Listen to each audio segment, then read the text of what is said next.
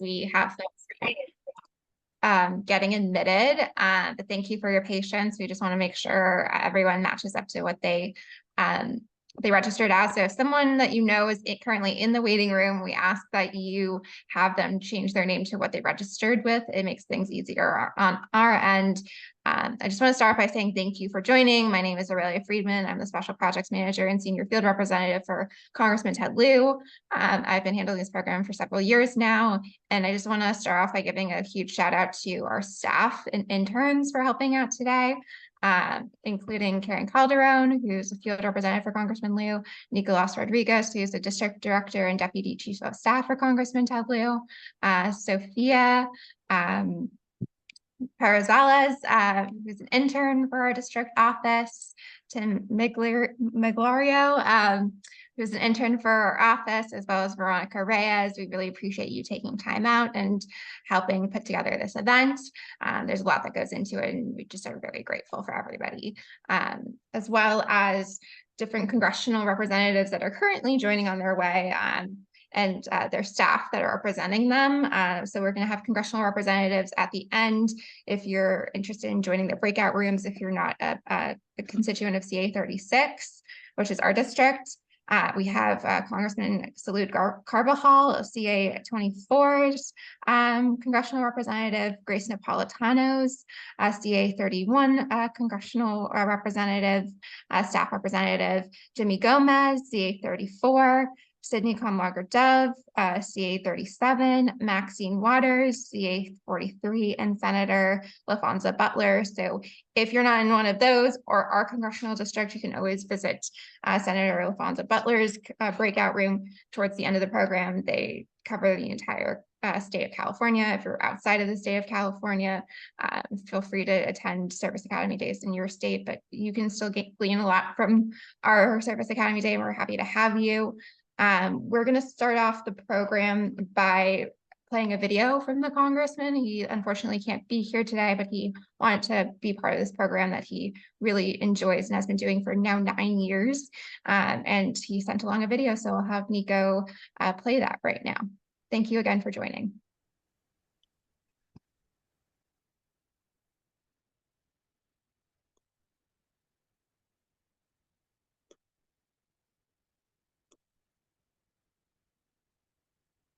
Welcome. I'm Congressman Ted Lieu, and I am honored to host our annual Service Academy Day this afternoon. Before we begin the program, please join me in the Pledge of Allegiance. I pledge allegiance to the flag of the United States of America and to the republic for which it stands, one nation, under God, indivisible, with liberty and justice for all. We have gathered here to bring you an insider's perspective of what it's like to attend one of our country's amazing military service academies from the point of view of students, alumni, parents, and academy staff. You will hear from all 5 academies: the U.S. Naval Academy, the U.S. Air Force Academy, the U.S. Military Academy, the U.S. Merchant Marine Academy, and the U.S. Coast Guard Academy. For some of you, today might be the first step in seeking a congressional nomination and applying to these academies in the next couple of years. Be sure to take notes and ask questions. Shortly, you will be hearing from each of the academies about their admissions process. You also hear about our Diversity, Equity, and Inclusion panel. Afterwards, you have the opportunity to engage with our students, alumni, and parent panelists. Once the 2 panels conclude, the congressional staff and academy admissions representatives will be happy to share more information and answer any additional questions that you may have. Thank you to our Service Academy representatives, students, alumni, parents, and DEI panelists for giving us their time and sharing their experiences with us. I would like to say thank you to all congressional offices present for attending and sharing more about their nomination processes. Additionally, I would like to thank our guests, students, families, educators, community members, and all other attendees. Lastly, I'd like to thank my staff and interns for organizing this important event. I hope that this event proves to be a tremendous experience for everyone here with us this afternoon. Thank you again for joining us. Without you, this event would not have been possible.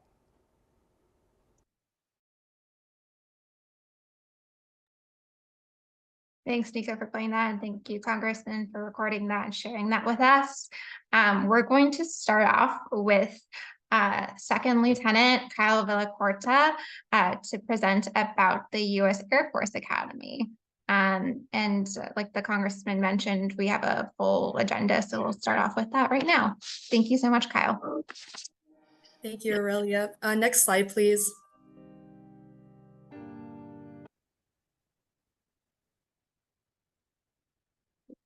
Hello, everybody. My name is Second Lieutenant Kyle Villacorta. I graduated from the Air Force Academy this past June, and today I'll be telling you a little bit about what the admissions process looks like, as well as what makes our academy a little bit different. You can go ahead and take a picture of my contact information that's on the bottom of this screen if you have any questions after the presentation. But the main reason why I went to the Air Force Academy is because of my parents. I immigrated here from the Philippines, and this country has given me so much growing up, and I kind of wanted to give back, as well as to give back to my parents who gave me, the opportunity to grow up at such a fine place.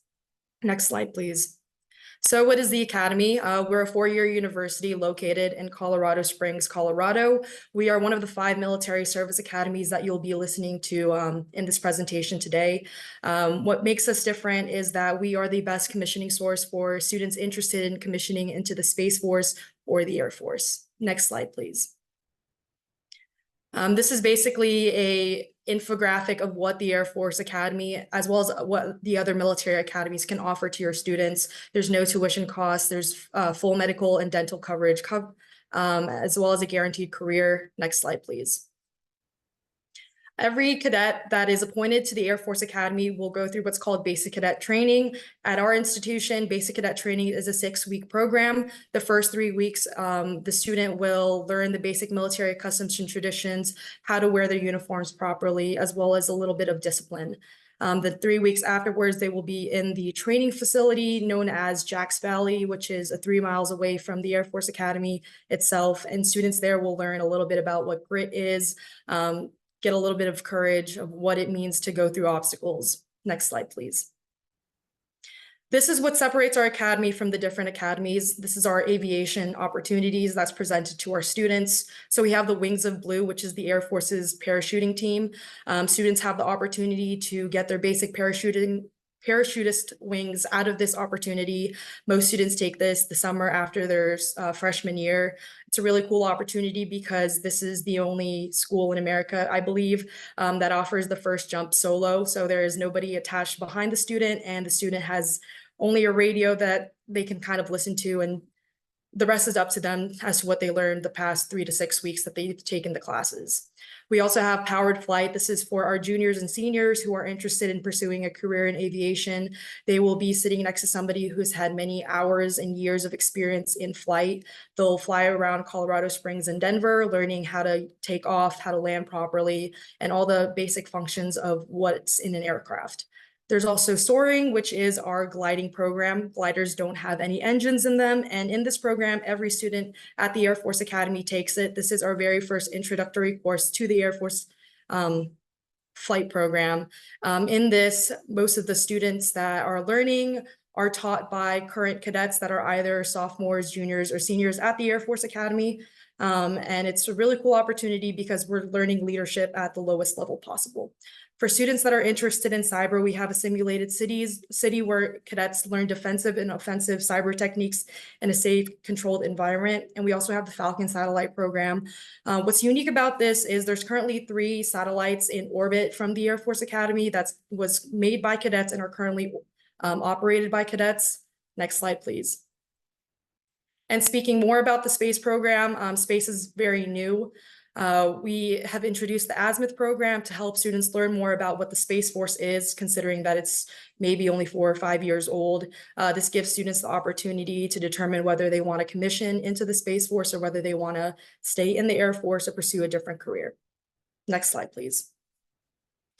These are our other summer exposure opportunities. Foreign exchange and language immersion are offered to students who are interested in minoring in a language. Some of those languages are Mandarin, Spanish, Japanese, Portuguese, French, and German. We also have culture immersion just for students who want to learn a little bit more about the world outside of the United States. Ops Air Force gives students the opportunity to learn about what careers are in the Air Force.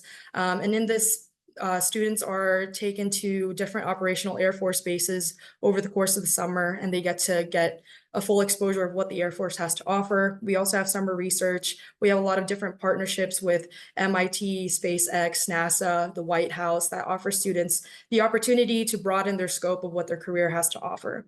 And we also have Academy and ROTC exchanges for students who are interested in learning more about what the other military service branches have to offer. Next slide, please. These are other leadership and summer opportunities presented to students at the Air Force Academy. The Survival and Evasion program sounds exactly like what it is. Students will learn over the course of 3 to 4 weeks how to survive out in the wild, what they can and can't eat, as well as basic survival out in the water. Summer seminar for students that are current sophomores. I encourage you to think about summer seminar. This is for rising seniors. It gives students the opportunity over the summer to see what the Air Force Academy is like, live in the dorms, talk to cadets, and kind of get a feel for whether the Air Force Academy is for them. Basic Cadet Training Cadre. This is one of the leadership opportunities that our cadets have to teach the basics, how to be a cadet and all the basic customs and courtesies they need in order to succeed, not only as a military professional, but as a cadet and as a military officer. And summer classes are also offered to students who might be struggling in a core class or those who want to take a load off of their next few semesters at the Air Force Academy. Next slide, please. The Air Force Academy is a D1 institution. We have a lot of different sports offered at the Air Force Academy, as well as different clubs. If you're interested in learning more about what clubs and sports are offered, or if you're interested in getting recruited as an athlete, you can go ahead and go to www.goairforcefalcons.com. Next slide, please. Just like every other college and high school, we also offer cadet clubs. These clubs are meant for students to get to know other people outside of their squadrons, as well as to expand upon things they might be interested in. All of the cadet clubs are currently made by cadets and are kind of changing within the year, depending on what cadets are interested in. Next slide, please. Here are the different majors and minors offered at the Air Force Academy. Currently, I believe we're ranked #1 in aeronautical and astronautical engineering, but we do like to tell students that there are 98 semester hours of core classes, and that's why all of our students receive a Bachelor's of Science degree, whatever major they choose. Next slide, please. There are 40 different career options. Historically, 50% of our students go off and attend Air Force pilot training, and 10% commission as Space Force officers. What's unique about this is that's the most commissioning source amount for any military service academy branch. I believe across West Point, Annapolis, and the other military academies, there's around 4 or 5 slots for the Space Force. So if your student is interested in commissioning as a Space Force officer, the Air Force Academy is the best place to go. And 23% of our students attend fully funded graduate schools to include law school and medical school, and 17% fulfill other 34 Air Force careers immediately.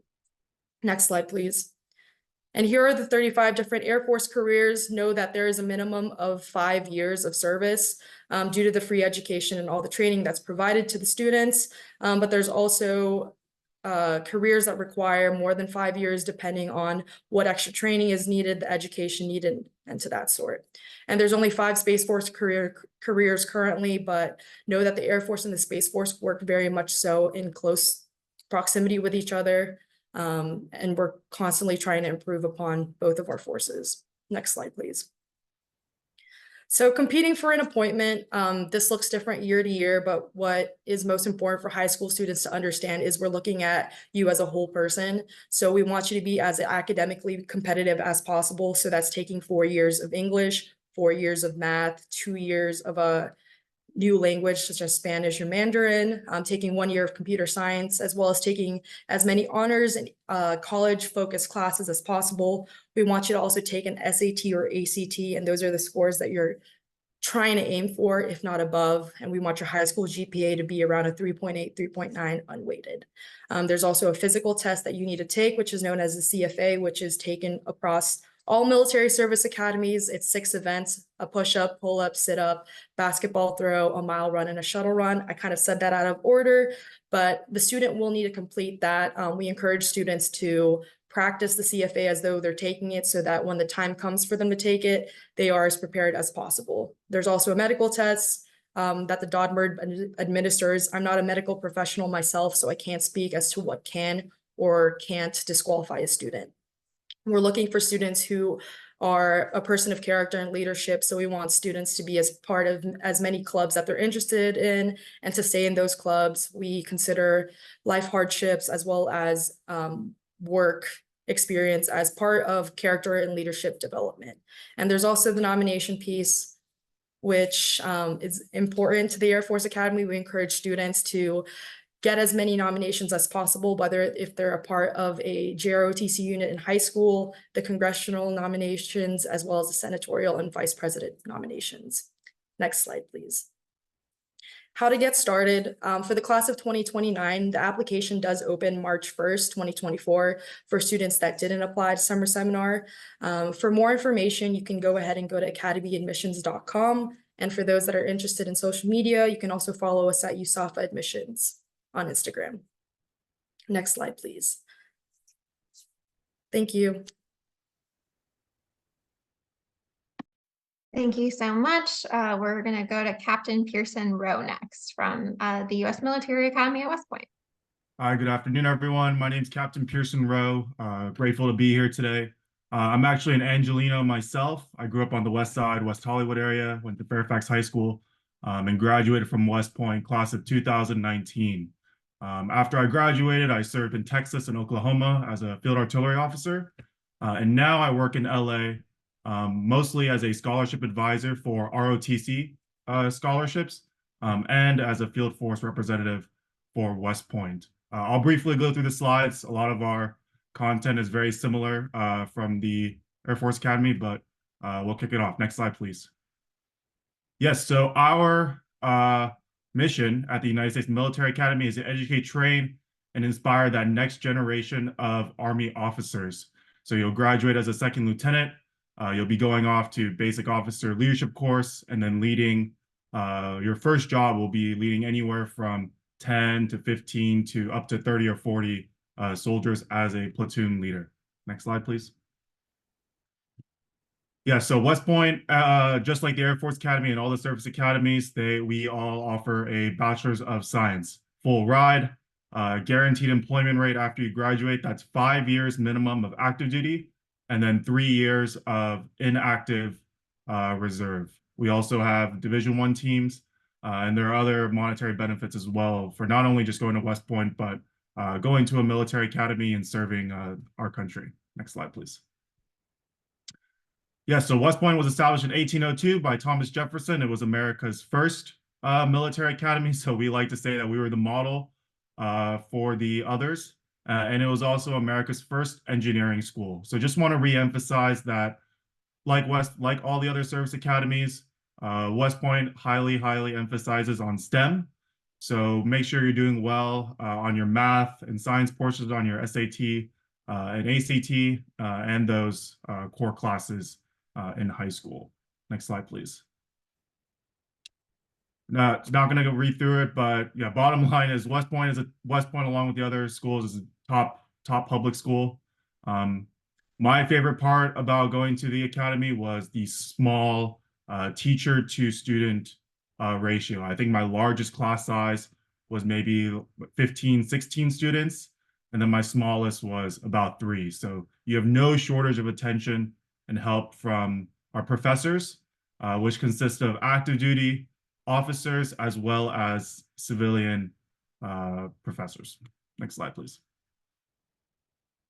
The number one thing I'd like for everyone to take away from this slide is just because you go to West Point or you're going to a service academy does not mean that we are expecting each individual to make a career out of the military. Oftentimes, the military or being a young lieutenant or officer in the military is a great stepping stone to whatever else you want to pursue in the world. And this slide is a great testament to that. West Point has produced professional athletes, business people, astronauts. The leadership skills and the experience and the well-rounded education that you receive from a place like West Point can help you enable to pursue all sorts of career fields, and aspirations. Next slide, please. So typical day at West Point, the average cadet wakes up around 5:30 to 6 o'clock. First formation is at 0650. That's where the whole corps of cadets gets together to eat breakfast before class. Your first block of classes are from 0730 to about noon. And then around lunchtime, that's when the whole corps eats lunch together. You have your next block of classes in the afternoon going until about 4 p.m. And then from 4 p.m. to about 6 p.m., that's when cadets are participating in their respective athletics, whether you are a Division I athlete, you are a club sport athlete, or you're playing company athletics like intramurals. Every cadet is an athlete. On Thursdays are mandatory dinner times, and then the rest of the evening is really dedicated to whatever you need to do to be successful for the rest of the week. This is the time when students go to clubs, extra studying hours, going to the library, or even hanging out with friends. And 11:30, 23:30 is TAPS or curfew for the academy. Next slide, please.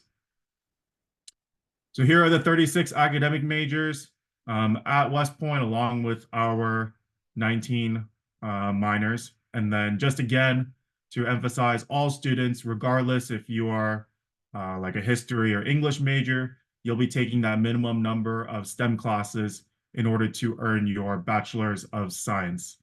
Also not mentioned on here is that if you are not a STEM major per se, you will have to choose like an engineering track or kind of like a minor.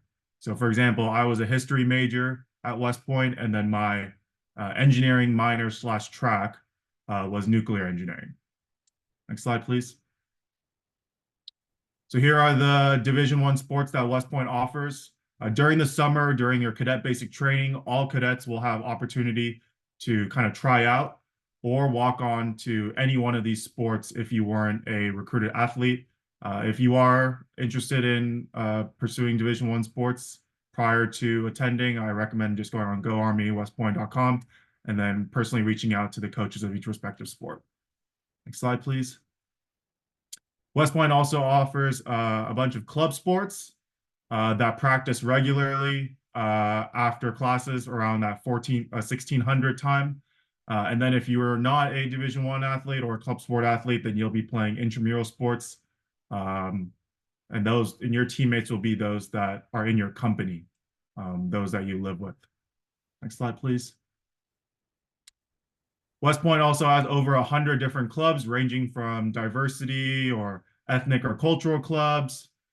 In order to start a club at West Point, you only need, I think, 4 students and an academic advisor. And with the small student to faculty ratio, there are no shortage of staff willing to support you in starting a club that you may want to start. Next slide, please.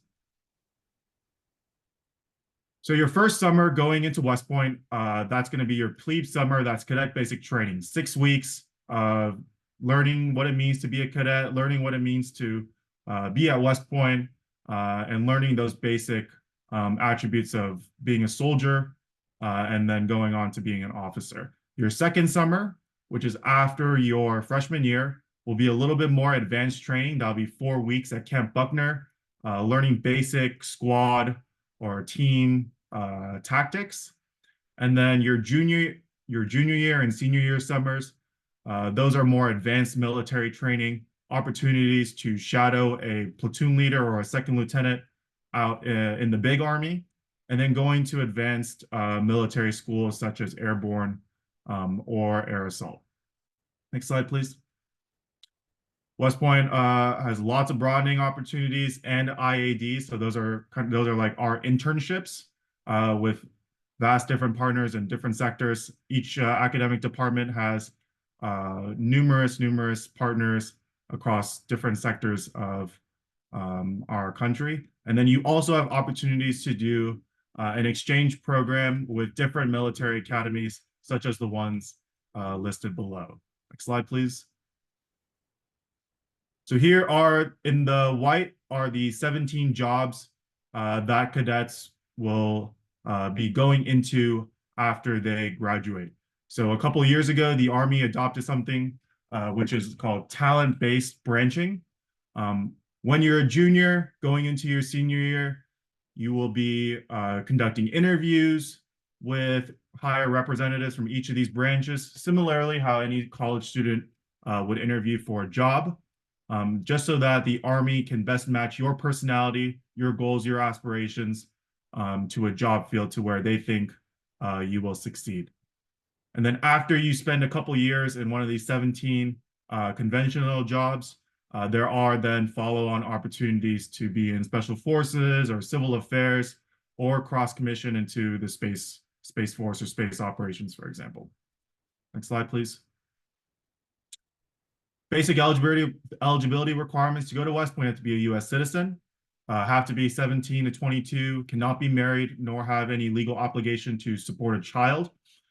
For juniors, the West Point application is actually opened as of a couple days ago, February 1st. So please start applying. You can also start applying for summer leaders experience, which is similarly an experience for juniors to go to West Point, live in the barracks, just kind of see what it's like to be a cadet. Next slide, please. So 60% of admissions is looking at a student's GPA and SAT or ACT with writing. West Point doesn't have or doesn't release necessarily their average or minimum GPA or scores needed to attend because every case is different. 30% of the application is geared towards looking at a student's leadership potential. So school evaluations, West Point asks for 4 evaluations from teachers. One from a math teacher, one from a lab science teacher, so chemistry or biology or physics, one from an English teacher, and then one from a PE teacher or a coach. Your interview will be done with a field force representative in the LA area. I'm one of them, so I could very well be conducting your interview. And then also looking at your body of work in your extracurriculars. So one thing we really like are club presidents, team captains for varsity sports or club sports, Boy Scouts, Girl Scouts, attending boys or girls state, those kind of activities. And then lastly, the last 10%, which is actually the most critical because it's a pass or fail, is the CFA. CFA is push-ups, 1 minute of push-ups, or 2 minutes of push-ups, sit-ups, a shuttle run, pull-ups, a basketball throw, and a 1-mile run. And West Point asks that each student, when they're conducting their CFA, to film their push-ups and their pull-ups forms. So if you're interested, please start practicing now. Next slide, please. In order to attend West Point and for all the service academies, you need a congressional nomination from either your local congressperson. You can apply for the senator, vice president, or if you're in a JROTC, through your JROTC. Next slide. So here again is the summer leaders experience for seniors or for rising seniors, juniors right now to apply.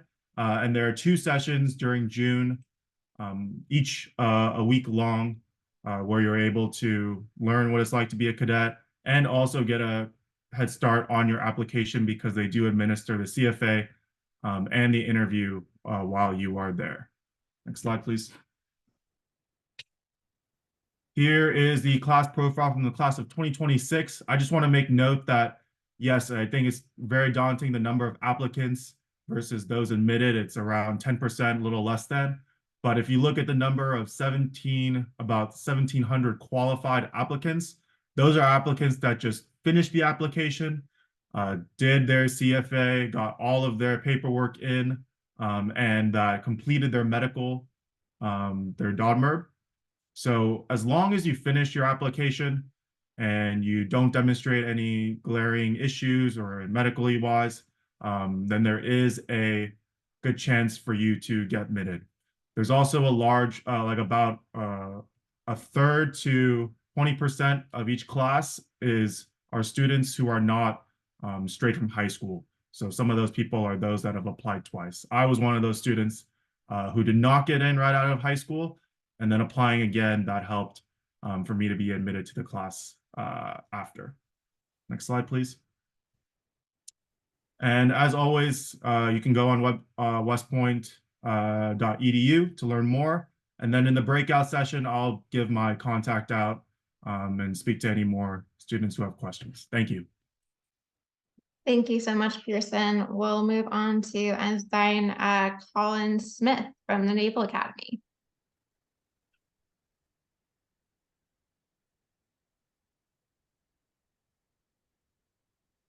Hello, everyone. I'm Ensign Colin Smith. I just graduated from the Naval Academy in May. A little about me, I'm assigned admissions duty as of right now until I get new orders to go down to Mayport on a destroyer. So right now I'm working the California admissions process. So if you have any questions, I'll probably be the one emailing them. Next slide, please. So the Naval Academy, we have an 8-to-1 student to faculty ratio with a high graduation rate of 89%. Like the other academies, tuition is covered and everyone has a guaranteed job right after graduating into the military.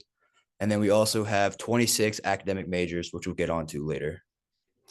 Next slide, please.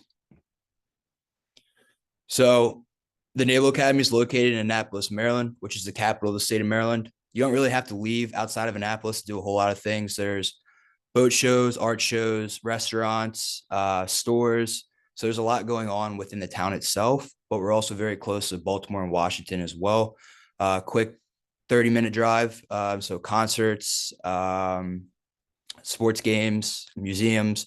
There's a lot within the area. And we're also by some major airports and highways as well. So it's easy for you and your family to get in and out. On the yard itself, we have barbershops, laundry, post office, medical, dental, like the other academies, and as well as our athletic facilities. So the brigade is the entire student body of midshipmen at the Naval Academy. It consists of people from all 50 states, its territories, and foreign countries. And it's a mix of different diverse and cultural heritages. So we have a 70-30 male to female ratio with a total of 4,500 midshipmen at the academy. Next slide, please. So like the other academies, it's a 4-year course. Everyone has an undergraduate and graduates with a Bachelor of Science. We have 26 majors, like I said, we'll get into, and we offer internship opportunities throughout the summer, which people are able to go about the country and internationally to experience. Everyone gets paid at the academy. This slide's a little outdated. It says $125 to $600 a month. They do make a little bit more now as of recently. So full tuition, it's covered. Room, board, meals, medical, dental, that's all paid for. You don't have to worry about that. You're issued laptops, books, additional learning materials. So all you got to show up with the clothes on your back, and then we'll hand everything else to you. So for the career, we have summer training exposures as well. So you'll be able to go out into the fleet and kind of get a real world firsthand experience of what actually goes on in the Navy and Marine Corps. And then upon graduation, everyone will commission as an officer in the Navy or Marine Corps with a 5-year minimum service commitment. And these are some of our community pathways you can take as well. Next slide, please. So these are the different majors we have here. We have 26 majors with different minors and languages, as you can see below. One of the majors I did was naval architecture and marine engineering. We have one of the biggest tow tanks on the East Coast. So you're not only able to test the models of ships that are already made, but you're also to make your own and test them for sea trials to see if they're fit. We also have cyber operations. We have a new cyber building on the campus as well. And people that go through that major, they're able to get NSA clearance. And upon fulfilling their military obligations and their service requirements, then they're able to go get a career path through them. So we have engineering, weapons, mathematics, science, and humanities and social sciences. That's the 3 different breakups of all the majors. Next slide, please. So we have 36 D1 varsity sports. We also have men's, women's, and co-ed club sports. And like what was said for West Point, we also have intramurals as well when you compete against each other members of the brigade that are not on varsity or club sports. The sports are voted for each season. I don't know why summer's up there because no one's really at the academy on the summer. but we have fall and spring sports, and you can kind of get involved with that. We also offer a lot of extracurriculars as well. So if athletics isn't really your route, you're able to find something that more suits towards your liking. If you're interested in athletics, you can go to www.navysports.com as well and reach out to the respective sports coaches. Next slide, please. So the online application, it begins with a preliminary application. There's a couple questions. We just ask that you answer them fully and read through them before you submit that. Once you submit it, then you become an official candidate, which consists of everything you see else on the slide here, which is a personal statement, a CFA, extracurricular activities, blue and gold officer interview. So the math and English evaluation that's on the application, they need to be done by your current or previous year teachers. Your extracurriculars and your academic information, along with your high school transcripts, they're completed by your counselors. So they'll be able to submit your transcripts through their academic information recommendation. We also take SAT and ACT scores. Something that's not listed up there is medical, .merb, and nomination applications are also as well. There is no application fee to apply to the Naval Academy. So just open up the application, get working on it. It's a long process, but the more you hack away at it, the easier it gets. Next slide, please. So some of the summer programs we offer, we have STEM, which is science, technology, engineering, and mathematics. It's for rising 9th, 10th, and 11th graders. It's taught by professors and midshipmen at the Naval Academy, 6 days in June, and there is a tuition for it with financial aid available. It's more of a academic focused summer program that we offer here. If you're looking for more of a life as a midshipman kind of summer experience, we offer summer seminar. That's for rising 12th graders. There is an application process for that, and they open up in January of 2024. So they're open right now and running. We're already looking through them right now. It is now a requirement to attend the Naval Academy, and we have a tuition fee for that as well. Next slide, please. So if you're looking to apply, we just look for people that have a strong foundation in math and science. So pre-calc, calc, algebra, trig, chemistry, physics with the lab as possible. We don't have a minimum GPA, but we ask you just be in the top 20% in your high school class. SAT and ACT, we don't have a minimum, but we do super score. AP's honors and IB courses are encouraged. But at the same time, if you're not doing well in those classes, it's kind of not really a good reflection on you as a student. And we just look for people that are well-rounded and demonstrate leadership potential in the classroom and as well as out in the community. Next slide, please.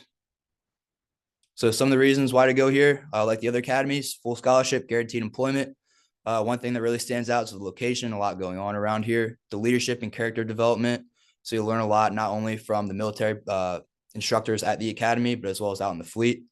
And then we have 89% graduation rate, which speaks for itself. Next slide, please.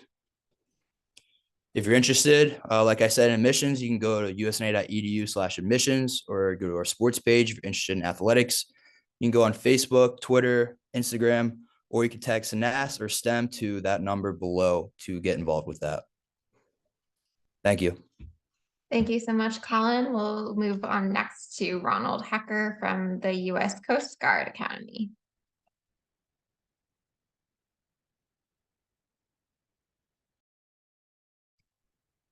Hello, I'm Ron Hecker. I am a veteran of the U.S. Coast Guard. I joined right after high school, and after finishing active duty, I stayed in the reserves all through college, attended law school at Berkeley, and was a practicing lawyer. I still am right now. Some years ago, I joined the U.S. Coast Guard Auxiliary, and I am a Academy admissions partner, which means I attend events like this, and I do interviews for the Academy and some other stuff for the Academy as well. And so it's my pleasure today to introduce the Academy and one student that I helped get to the Academy this year, Ronald Lack, will be on your student panel, and I'm very proud of him. Okay, next slide. Okay, the U.S. military, okay, we do a lot of different things. as opposed to the Army and the Navy and the Air Force, the Space Force. We do many, many different things. They are based on saving life, humanitarian focused. We are involved in preserving the ecology, enforcing the laws of the United States, keeping people out of the country that shouldn't be here. And we are based really literally all over the world. Next slide. Okay, we have a much smaller student body than the other academies, around 1,000 students. We have a very high ratio of female to male, and our commandant this year of the whole Coast Guard is female. She's the first one. Pretty similar requirements as the other academies to get in. They are looking for science and base STEM type subjects to be excelling in, but they do look at everything else. Next slide. Okay. As you can see, one of the things that's very important is the 85% retention rate. Yes, you have to do 5 years of active duty. 85% of the people that finish that 5 years stay on. They go on to other assignments. They go back to school, lots of different stuff. Very proud of that. You also graduate with a 100-ton mariner's license, which is very valuable for anything you might do later in life relating to boating. Next slide. Okay. So yes, as I said, they're looking for a small, good GPA, STEM basis, looking for leadership, looking for your extracurricular activities, all the kind of stuff that everybody else is looking for, plus the fact that if you've done anything or worked anywhere besides going to school, they're going to look at that. Yes, you have fitness requirements. Yes, you are asked to be involved in athletics in high school and also at the academy. And Ronald will tell you about his sailing experiences and how you might actually benefit the academy. Next slide. Okay, we have a much more limited number of majors. As you can see, most of them are engineering and mathematically based. However, there are two or three that are not. One is government, one is management, and one is computers kind of stuff. Otherwise, it's your basic science type of majors, but there's only a limited number of them. You will find a place in any one of those, but they're not as many as they say West Point or the Naval Academy. So on the right side, you can see our missions, which we are all involved in. Marine safety, which is search and rescue. That's what I used to do.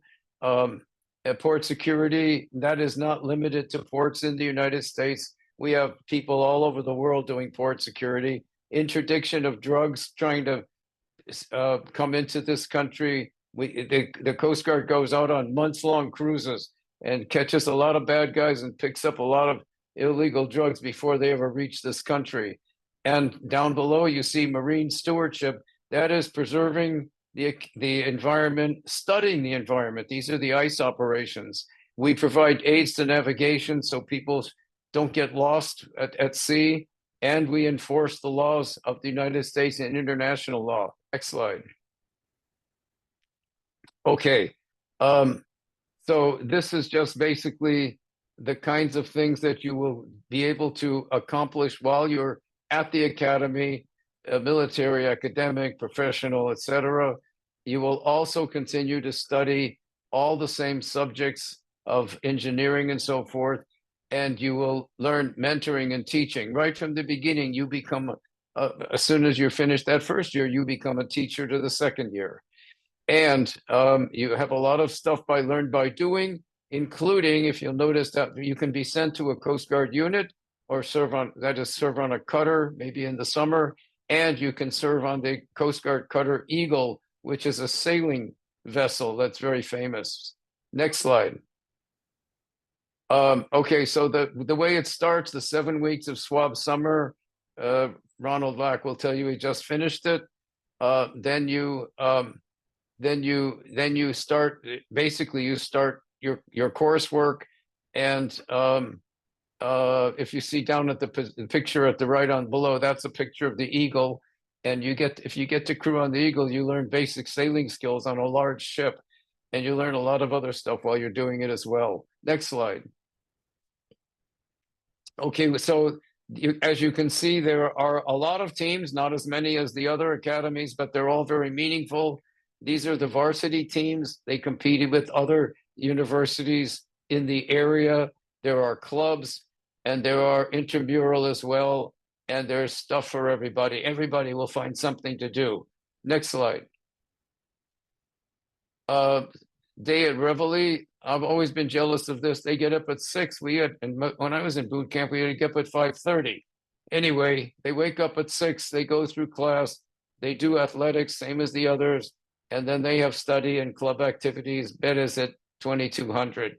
Next slide. Okay, now this is the important thing.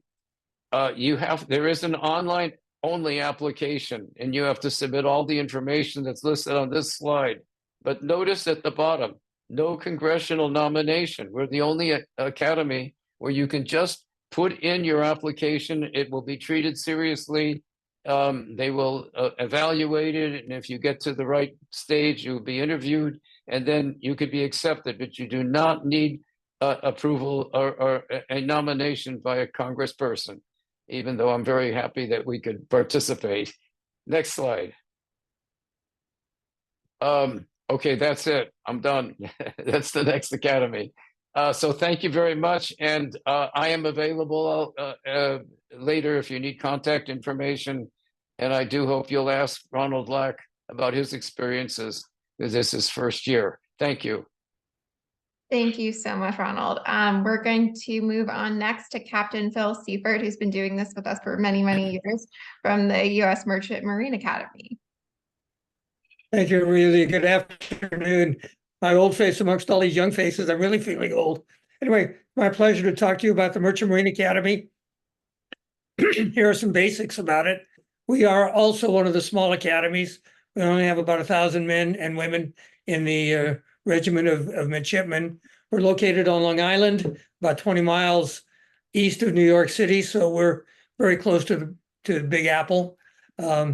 Unlike the service academies, there are some expenses, but they're very nominal. But tuition fees, room and board are paid for by the Department of Transportation and the Maritime Administration. We have a 4-year program, hands-on learning, and I'll talk a little bit more about that. Next slide, please. You may be wondering what the Merchant Marine is and does. There we go.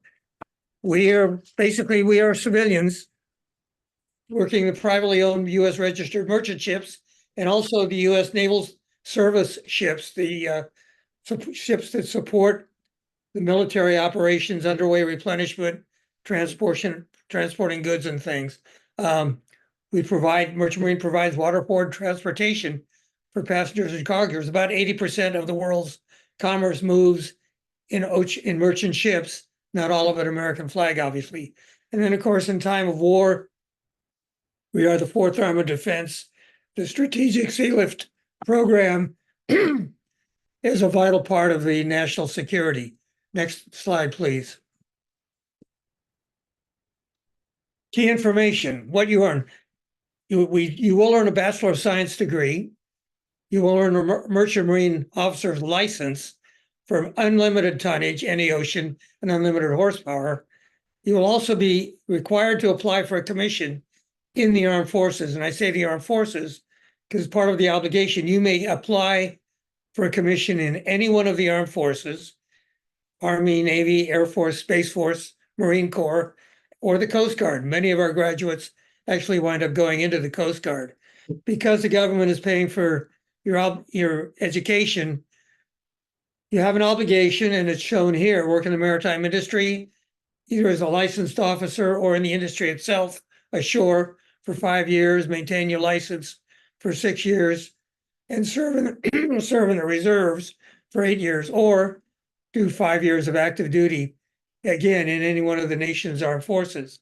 my career, I sailed in the Merchant Marine for a year and then went on active duty in the Navy, completing about 30 years of commissioned service between active and reserve.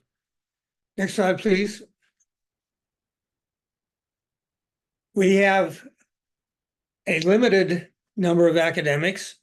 We have two primary, marine transportation and marine engineering, but within those, there's marine logistics and marine engineering systems. We are primarily training, giving you a background to build the rest of your career on. We are a Division III athletics.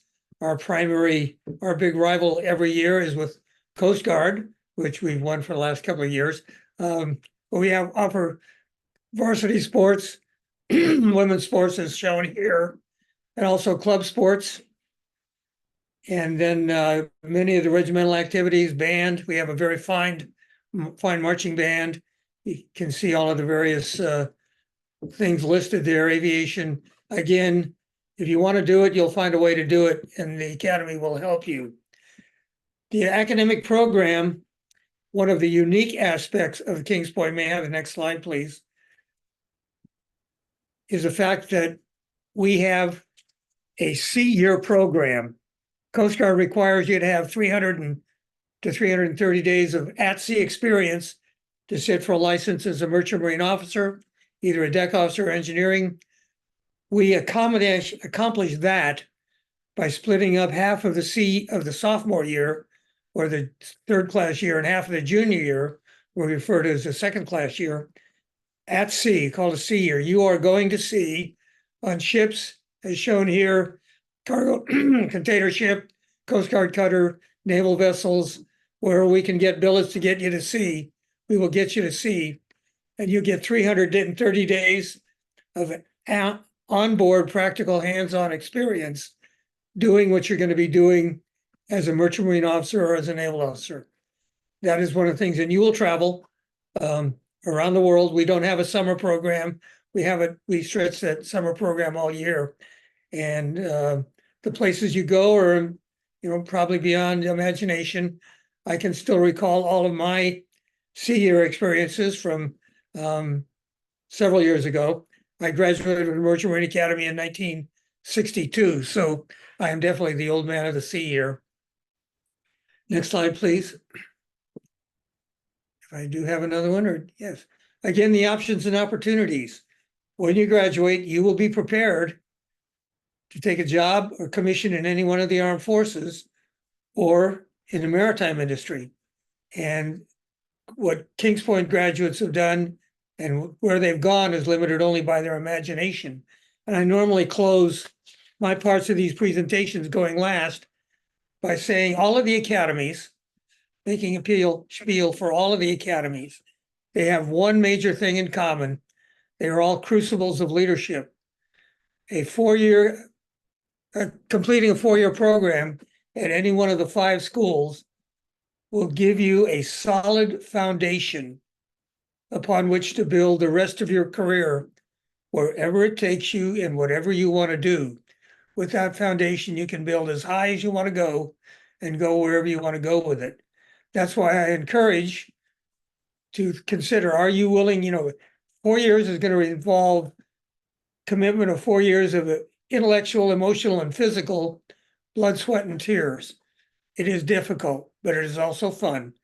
But in that investment in yourself, you'll be prepared to reap a lifetime of benefits, not only in professional, in leadership skills, preparing yourself for a lifetime of service to yourself, your family, your community, and your country. So if you're serious about investing in yourself and preparing for your future, I encourage all of you young people, excuse me, to consider Kings Point or any of the 5 schools, because you can't go wrong doing it. You'll be challenged, but on the other end, you will really appreciate having gone through it. Thank you, Aurelia, and I will yield back the rest of my time. Thank you so much, Phil. So next in our program, we're going to move on to the diversity, equity, and inclusion panel. And I'm going to hand it over to Dan Hall and Manny Smith to facilitate that.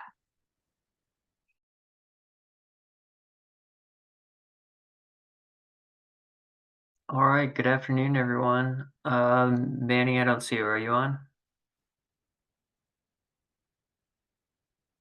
Hey Dan, yeah, I'm here. I'm turning my camera on. Just a sec. There we go. No worries. I'll go ahead and introduce myself, and then I'll turn it over to Manny, and we can introduce our panelists. My name is Dan Hall. I use he, him, his pronouns. I am West Point, class of 2010. I was a French major. I did my semester abroad at the French Military Academy. I branched to aviation and flew Apache attack helicopters for 8 years.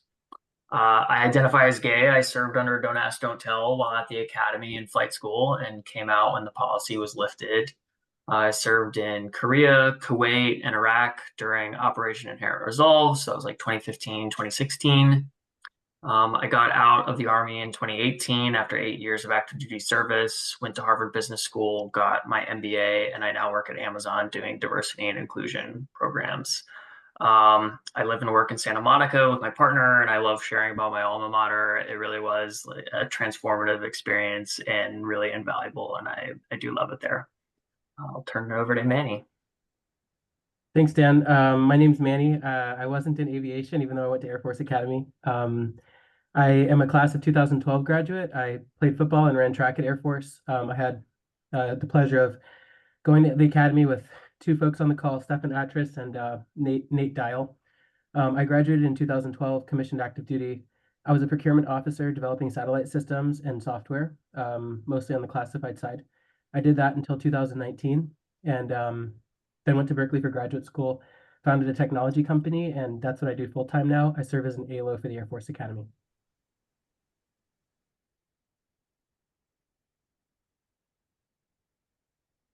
Dan, do you want to kick off some of the questions for the panel? Sure. Aurelia, do you want to pin the other panelists and we can have them introduce themselves? Sounds good. We'll do that right now. Sure. I'll turn it over to Megan first. Thanks, Dan. My name is Megan Nelson, a graduate of West Point class of 2010 with Dan. He was my classmate and company mate, and also Marcus Nelson, who's another panelist. As you might guess, that's my husband. So after graduating from West Point, was stationed at Fort Bragg, North Carolina in the 82nd Airborne Division, did that. Spent some time in the Joint Special Operations Command as a jump master, and then finished off my time in service as a assistant professor of military science at Virginia Military Institute. After graduating, my husband and I and our two kids hopped on a plane to Los Angeles, where we are now here in Redondo Beach. I work at Kite. It's a pharmaceutical company that specializes in CAR T-cell therapy for cancer. I'm excited that Dan has brought me along to continue to advocate for the service academies and hopefully bring some more folks in. Happy to be here today and looking forward to your questions. Cool. Let's turn it over to Marcus.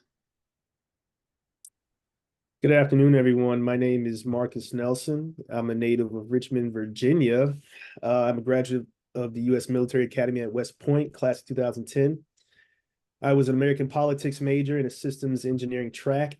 Following my time at West Point, I served as an ordnance officer at posts such as Fort Lee, which is now, I believe, Fort Greg Adams. I'm sure everybody's trying to figure out what the names of those posts in the South are these days. Korea, Germany. After my time in command at Fort Greg Adams, I got out in 2019 and pursued my JD at University of Richmond School of Law. And I'm currently a civil litigator in Los Angeles. As mentioned before, my wife, we have two kiddos, 5 and 3. So they are napping, and hopefully they won't cause too much trouble as we speak and they wake up. Yeah, leave it back to you, Dan. Cool. Stefan.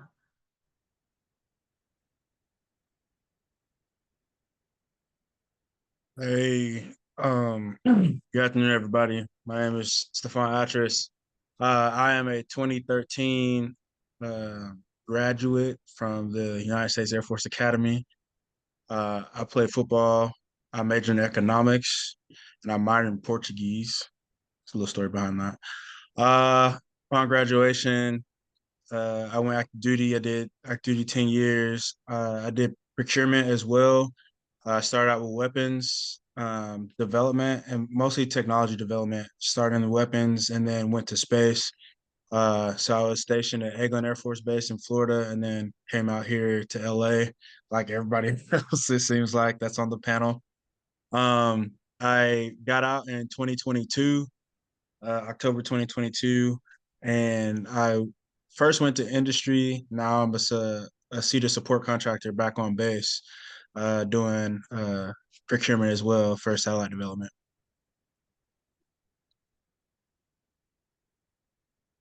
Nate? Nathan?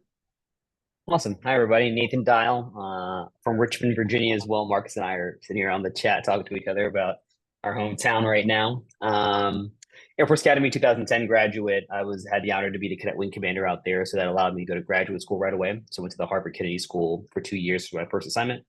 I went to the Euro-NATO Joint Jet Pilot Training Program, so that's where all the NATO countries send people to go to pilot training. So I did that. Got C-130s out of there, flew C-130s for 4.5 years based out of Davis-Monthan Air Force Base in Tucson, Arizona. Did 2 deployments to Afghanistan, 2 deployments to Kuwait, and then summer of 2018, I got picked up for the Chief of Staff of the Air Force's PhD program. So I studied NATO in the 21st century for 3 years at Northwestern from 2018 to 2021. Graduated from there and then started flying the RC-135. So that's a reconnaissance aircraft based out of Omaha, Nebraska, where we fly over the world, making sure people are doing what they're supposed to be doing.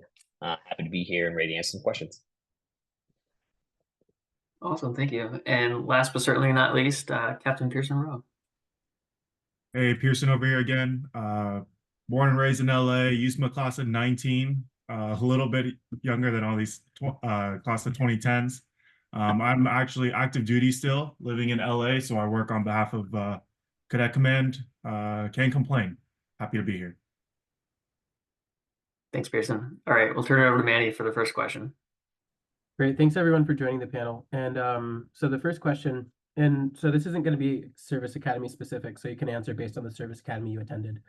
But how do you feel like your Service Academy fosters a community of inclusion?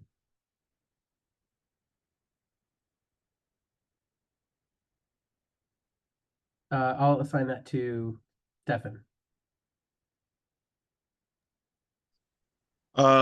So a number of different ways. So the first being that everywhere you go, you're going to find your tribe, right?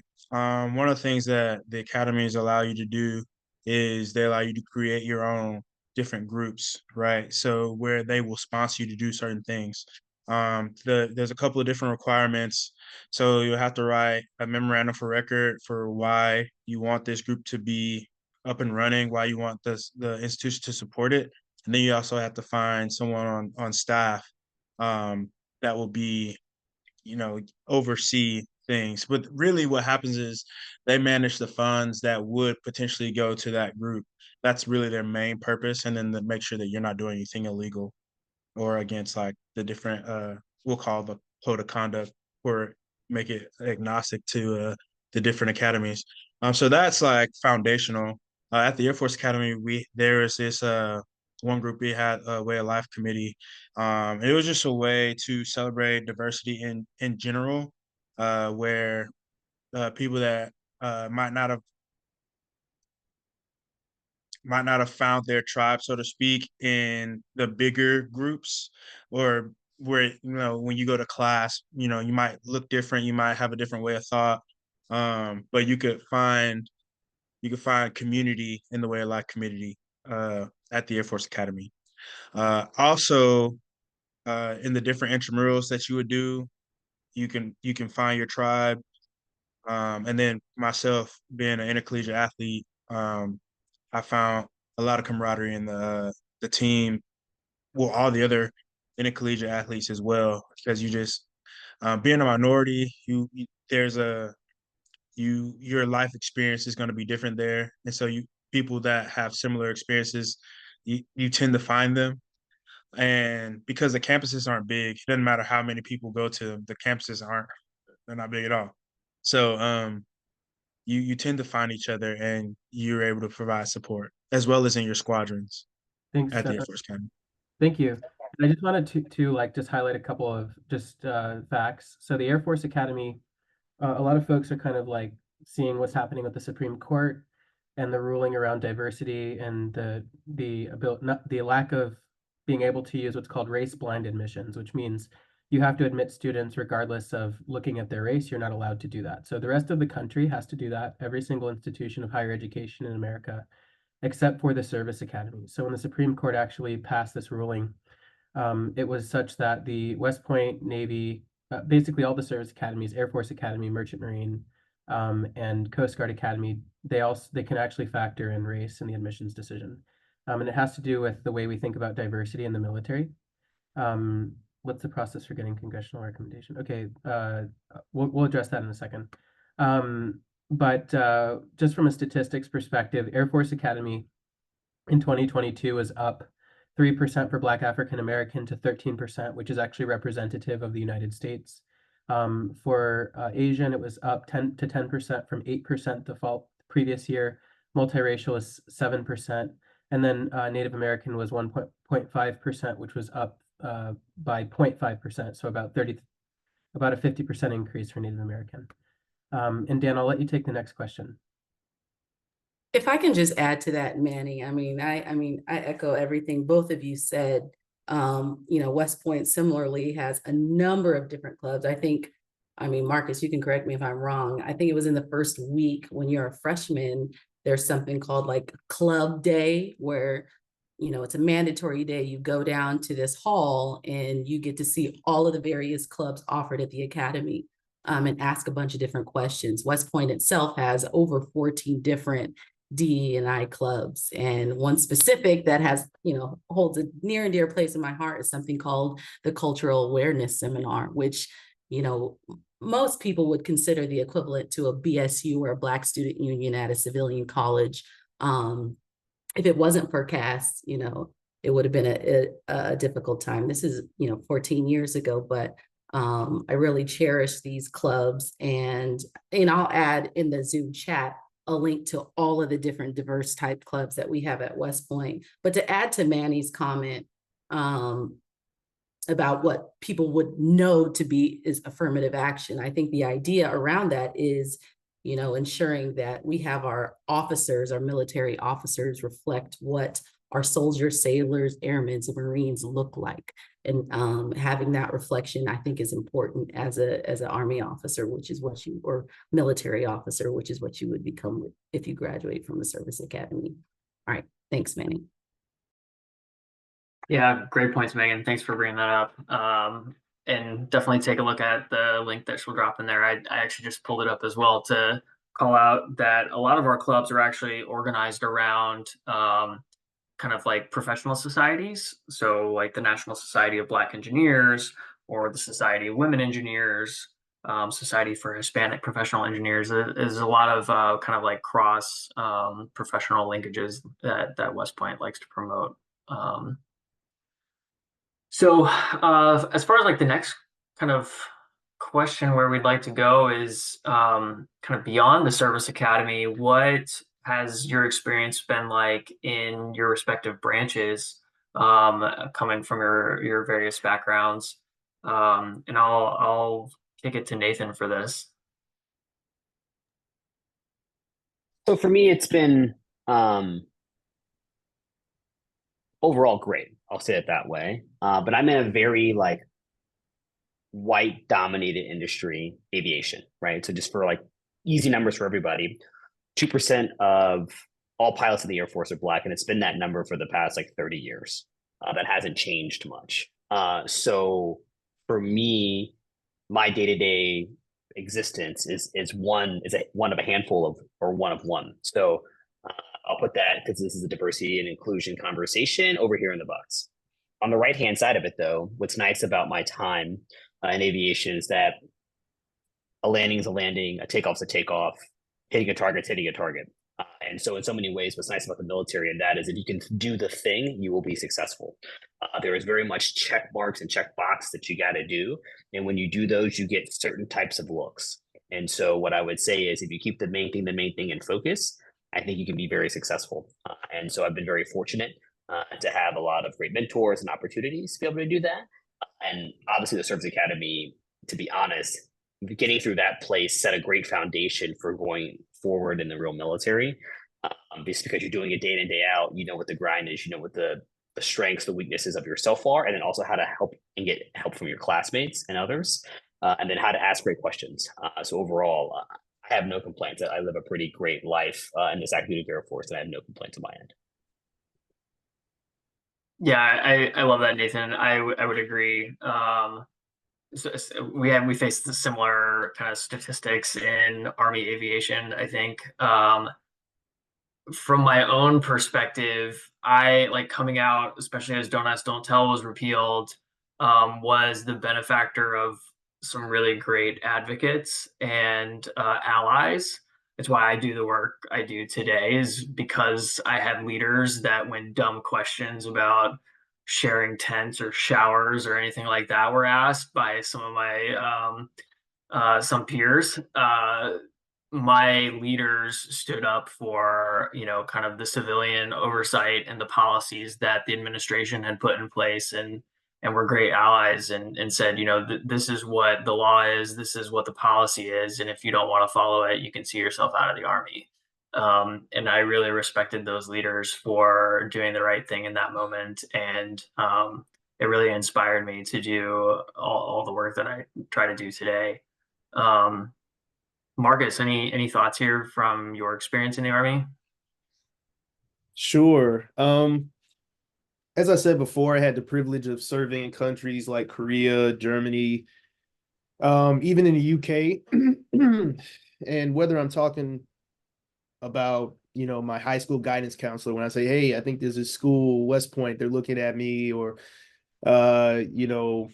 if I'm embedded with the British in Jordan, or if I'm getting out and applying to law school, or, interviewing for an internship with a federal judge, the name West Point always preceded itself. Like the prestige, the respect and admiration of West Point always left an impression on individuals that I've been around. I've served all around the world, and it's opened so many doors that I otherwise would not have had available to me, just to be quite honest. And I'm grateful that it speaks to the reach and the influence that not only the schools have, but the graduates that come from places like these. And Mr. Seifert touched on it a little bit earlier. There's this kind of unspoken bond and understanding that even though I talk a lot of trash about the Air Force Academy and the Naval Academy and the Merchant Marine and Coast Guard Academy, I just feel that there is a baseline understanding that they had to go through something that most people would rather not go through. And I think that is admirable. I think that is something that kind of speeds up the trust aspect. If somebody walks into my office and I know that they're a USMA grad or God forbid, a Naval Academy grad, I know that there is a shared understanding that they've done hard things, they've stuck it through, and they've started something and finished it. And I think that's something that is very beneficial for any graduate in any sector. Thanks for sharing that. So I'll jump into kind of the next question. What race, and maybe we've kind of covered this a little bit, but can we expand a little bit more on race, ethnicity, gender, or sexual orientation affinity student organizations that exist on campus? We talked about Way of Life Committee, we talked about CAS, we talked about some of the minors around diversity and inclusion studies, both at West Point, Air Force Academy, probably there's other service academies as well. But can you guys elaborate just on some of the more specific affinity groups? Why don't we let Pearson, why don't you jump in here, since you're the closest removed from the academies? Yeah, really, I think most importantly is, yes, all those different diversity initiatives ranging from race to cultural to sexual orientation, like all those clubs are available at school. I would just add that diversity is not just, the color of our skin or our sexual orientation, or like our socioeconomic background. It's really like our experiences. And I think that's the most important thing that we want to get out of and share with the students. When you are leading young people, young soldiers, those values of empathy and inclusion are the most important, because they're going to be looking towards you for mentorship and support. Thank you. And I just want to say this too, even though you don't identify a certain way, making sure that you help create and foster a community of inclusion is really, really important, both at the service academy and as a military officer. Anybody who's at a service academy, you'll find really, really strong bonds. And I think it's important to realize and remember that everybody who's at a service academy is signing up for something greater than themselves. You guys are signing up for something that at some point in time, you're going to depend on that person to be able to perform with you. And we, no matter what our orientation is, no matter what our race or skin color is, kind of like Nate said, bombs hit the target, we win, right? And we have to win together. So it's really important that we continue to foster that kind of culture of inclusion and make sure that we're creating those environments. For me, one of the things that I specifically try to do even today is branch out and go to new things that might challenge experiences that I've had in the past. And that might mean you go to Way of Life Committee if you don't identify as, for example, Black African American. That might mean that you go to the Pride Center if you don't identify as LGBTQIA. And so I think it's really important to just go, really get out of your shell and really just understand what folks are going through by being very present. And Dan, I'll let you take the next question.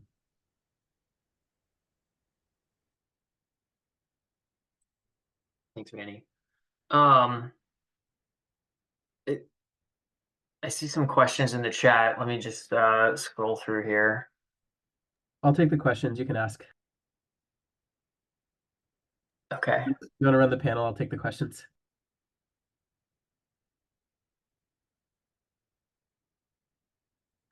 Looks like there's a question that's more broadly about summer programs for sophomore or junior high school students. So one of the presentations talked about summer seminar, which all of the academies do have. I think they call it different things at the different academies. I did too. I went to the Naval Academy one and the West Point one. And they were super informative in determining kind of which school I wanted to go to and which career path I wanted to go to, because it gave me the opportunity to speak to various officers and cadets and midshipmen about their experiences at the academies and their career paths that they wanted, and the officers that had already commissioned, what they were doing with their careers thus far. So if you have the opportunity to do those, you can find information on the admissions websites for each of the academies.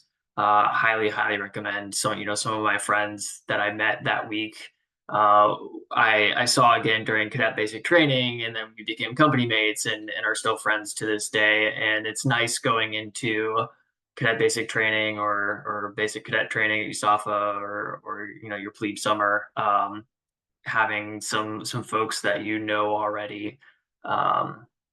So definitely apply if you can.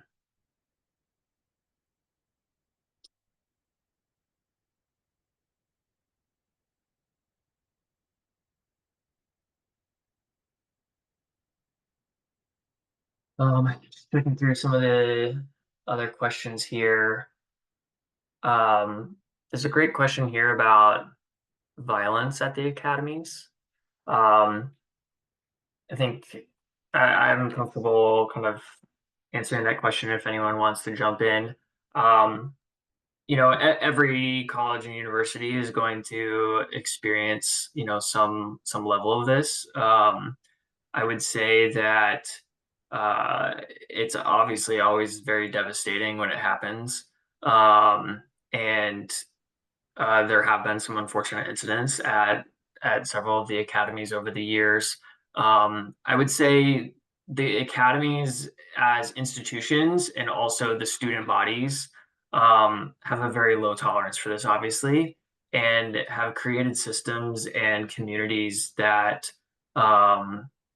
strive to kind of prevent these types of things from happening, and also have very very strong support systems for when they do happen. At West Point in particular, there are kind of cadet positions and also like officer run positions around respect and inclusivity. I was one of them when I was a junior and senior actually.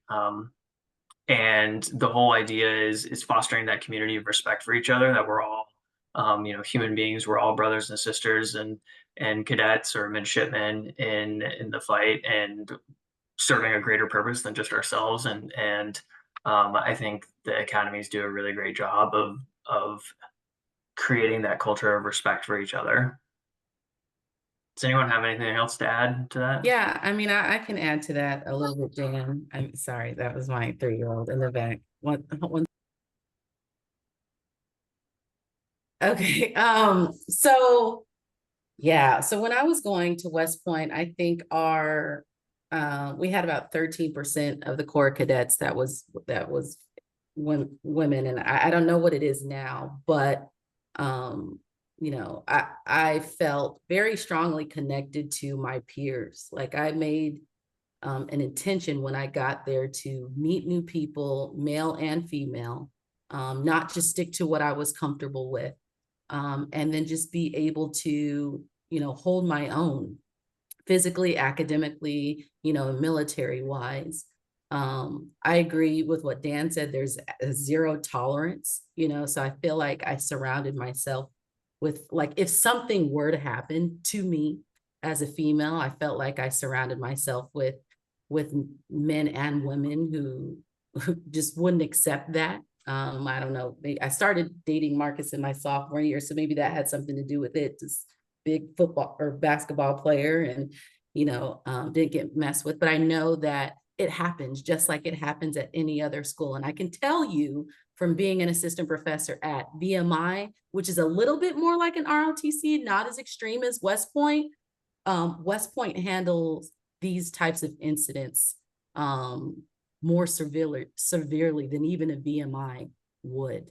And I'm glad to have graduated from a place that really does have a zero tolerance policy for that type of stuff. And it's like, if you see something, say something. There is this culture of that there, which is what I respect. So it does happen, not often, but again, the general consensus between the cadets and the instructors is that, we're not going to let this be a place that accepts any of that, which is what I love about that. But great question. I know that's on, the minds of all, future cadets and parents and families. It's a concern. It was a concern of my dad's as well. But I also think the clubs in being involved in those, allows you to be able to have these conversations as well. So great question. Thanks, Megan.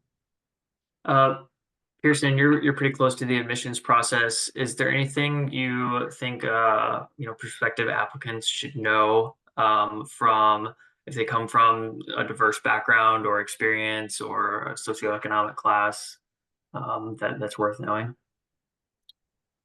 I would just say that because West Point doesn't have like a minimum GPA or SAT or any of the sorts, don't let that discourage you from applying. I think everyone's story, regardless of race or socioeconomic background, is unique and diverse. And that's the most important piece of creating an army or a military that's reflective of our society and our population. I'll also say that when I was a lieutenant, I served in 3rd Cavalry Regiment, unfortunately with the tragedy of Vanessa Guillen. And I would just like to tell all the students out there that I think it's very valid to have concerns of, things like these happening, because they happen all over the world. But just know that you could actually be the change to fix the culture and to provide mentorship and security to some soldiers who may not have as much agency as you will have as an officer. So whatever diversity or experiences that think that you have, just know that they're valued in this process of becoming an officer. I hope you don't mind if I add to that. Just so one of the things that I think is probably like the most important about all of our backgrounds, being that we're not going to be the traditional applicant, if you will, is what makes your background, what makes it valuable, right? Like think about all of your own experiences, whatever you've struggled with, whatever has challenged you, how have you overcome? How has it made you a better leader in your community? Who have you supported?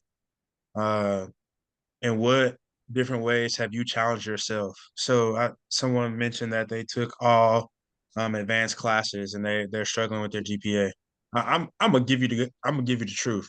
I graduated high school with a 3.0 GPA, and it wouldn't have been a 3.0 GPA if I didn't take AP Chem and killed it. Woo, hip hip paraded. I survived, but man, I'm telling you, like, but so not that I wasn't a smart individual, I just necessarily apply myself academically, and so that reflected, but also outside of my academics, one of the things that I did, so I graduated in 06, and so Katrina hit in 04, if I'm not mistaken, 04, 05. And I literally went in the relief effort to help out with Hurricane Katrina. And and in my essay, I talked about how me waking up and going with my dad and encouraging my younger brother to go, we're over here, you know, taking trees off houses, just serving these individuals, and what that did for me as a person to let me know that my world was bigger than my high school and how I can have an impact. These types of experiences, these things that you do to challenge yourself, that's important because that goes to make you a better leader. And if you can lead yourself, you'll be a great leader for the people that will have to follow you. And that's one of the things that, in the application process, you're so worried about your grades, and all these extracurriculars, but the reason why is because eventually you are going to be in a place where someone's life literally depends on it. And so the best way to prepare yourself for that is to have challenged yourself and know it comes with a sense of you gain confidence from those challenges. And as you have confidence, you can instill confidence in others. That's like the major part of being a leader, because people are going to ask you to do things that at first glance, you're like, I don't know if I want to do that. I don't know if I can do that. Right? Like sincerely. But your leadership will push people to do things that they didn't think they were able to do. Your leadership will push you to do things that you didn't think you were going to be able to do. And that's why diversity, equity, and inclusion is so important, is because those traits aren't found everywhere, and those challenges aren't found everywhere. And that's why your experience is valuable. I love that. Thanks for sharing that, Stefan. I totally agree. I think if I were to pull on a thread that we've heard kind of throughout everyone relating their stories, it's that everyone comes from a different background, whether you are white, black, Asian, indigenous, or gay, straight, figuring things out, or whatever, male, female. But what the academies end up doing is creating like almost like a baseline of shared values and a new set of shared experiences that help kind of foster teamwork and that inclusivity that's so important for those of us from diverse backgrounds or diverse life experiences. So I'm curious, are there any values that kind of stand out that you learned in that first year as cadet at USAFA or West Point? Sorry, I know I talked a lot, last time, but if I had a unique experience when I was a freshman. My older brother passed away. And your freshman year, well, at least at USAFA, is your hardest year. And so one of the things that was really helpful for me was because of the academy experience, the value that I think just speaks volumes. It's just camaraderie, just being there for the people that, what I'm saying, you're with. My older brother passed away. I wasn't eating. I would go to class, but I couldn't remember anything that was said. But my squad mates made sure that I ate at least once a day. They would go over their notes with me. They just made sure that I didn't fall off the wagon. And I know without shadow of doubt that I would not have accomplished anything had not I had the support of my classmates to go through that experience. So, people's lives are real, challenges are real. And life is more than what's happening to you. And the more you can look outside yourself to support those that are with you, that's taking on this challenge with you, it will make a big difference. Thank you, Stefan. And so I have just kind of a question to wrap this up, and I'll kind of pose it to everyone who's spoken so far. So what advice would you give your past self when you were first considering applying to a service academy and or going into military service? And I'll start with Nathan Dial. Yeah, for that, I would say go visit all of them. So if that's possible, I know it's a big financial situation potentially for people, but I would really do your due diligence on looking at each one of them, because I know a lot of people think about the academies as all the same, and they are very different. Culturally, they're different. How they teach is different. What you're going to do post-graduation is different. Your 4 years there are different. You think uniform, free school, meals paid for, got to live on campus. Outside of that, big structure, it's a lot of differences. So I would tell you to look at the difference, look at each one, and think about with a positive mindset that you're going to get through the place, what life is going to be like post graduation, and are you up for that? If you don't like camping, if you don't like being outside and being in the mud, the Army probably isn't for you, right? I knew that when I was 16, 17. So that's why I went to the Air Force Academy. Also, I don't swim well. So the Naval Academy was going to be a good place for me because you got to take 4 semesters of swimming when you're there. So I would really sit down and think about that part of it. It sounds so basic, but that's it. And the last thing I would say is I would give a really hard consideration for the Coast Guard Academy.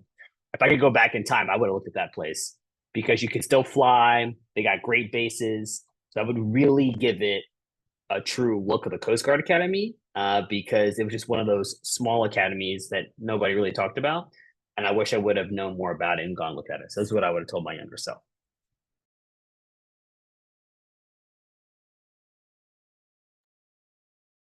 I'd like to hop on this question if at all possible. I guess what I would tell myself is to do those hard things up front. I'm a little older. We have some class 2010 grads. And so you notice that your body slows down a little bit, you recover a little bit slower when you're trying to, get to that peak athletic performance and be that specimen that you were at one point. And so my advice to myself is do those hard things up front. Get comfortable being uncomfortable, and it will only benefit you in the long run. Volunteer for that job detail. Take that tough major, go to the hard school as a cadet and as a young officer, push through the fear of asking for help and apply for that fellowship. There's so many different opportunities that I didn't have that disposition at the outset of my cadet career. But over time, I started to observe my peers and realize that it wasn't from this cachet of just this confidence that they just had. They were pulling from experience. and failures and missteps and bumping their heads, and they gain their confidence, they earn their confidence. And so what I would say to you, eventually you'll get to the point where if you're presented with an opportunity that makes you have this feeling in the pit of your stomach where I really don't want to do that. I think somebody mentioned, I think it was Stefan that mentioned it earlier. You get that pit in your stomach, I don't want to do this. I took it as a sign for myself to reevaluate and reconsider, should I, push past this and seize this opportunity? Because on the other end of that fear is, you're learning more about yourself and you're seizing an opportunity that you otherwise wouldn't have taken, which is I think so much more valuable. And if you do that as a cadet, your body will thank you instead of trying to do it in your late 20s, early 30s. And I think that you'll set yourself up with more options later on. So just make sure you're doing that hard stuff up front. Try not to get too comfortable early on.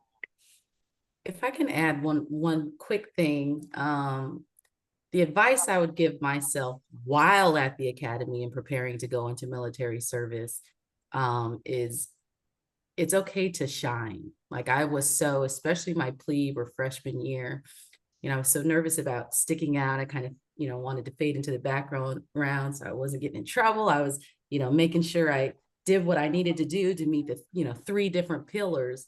It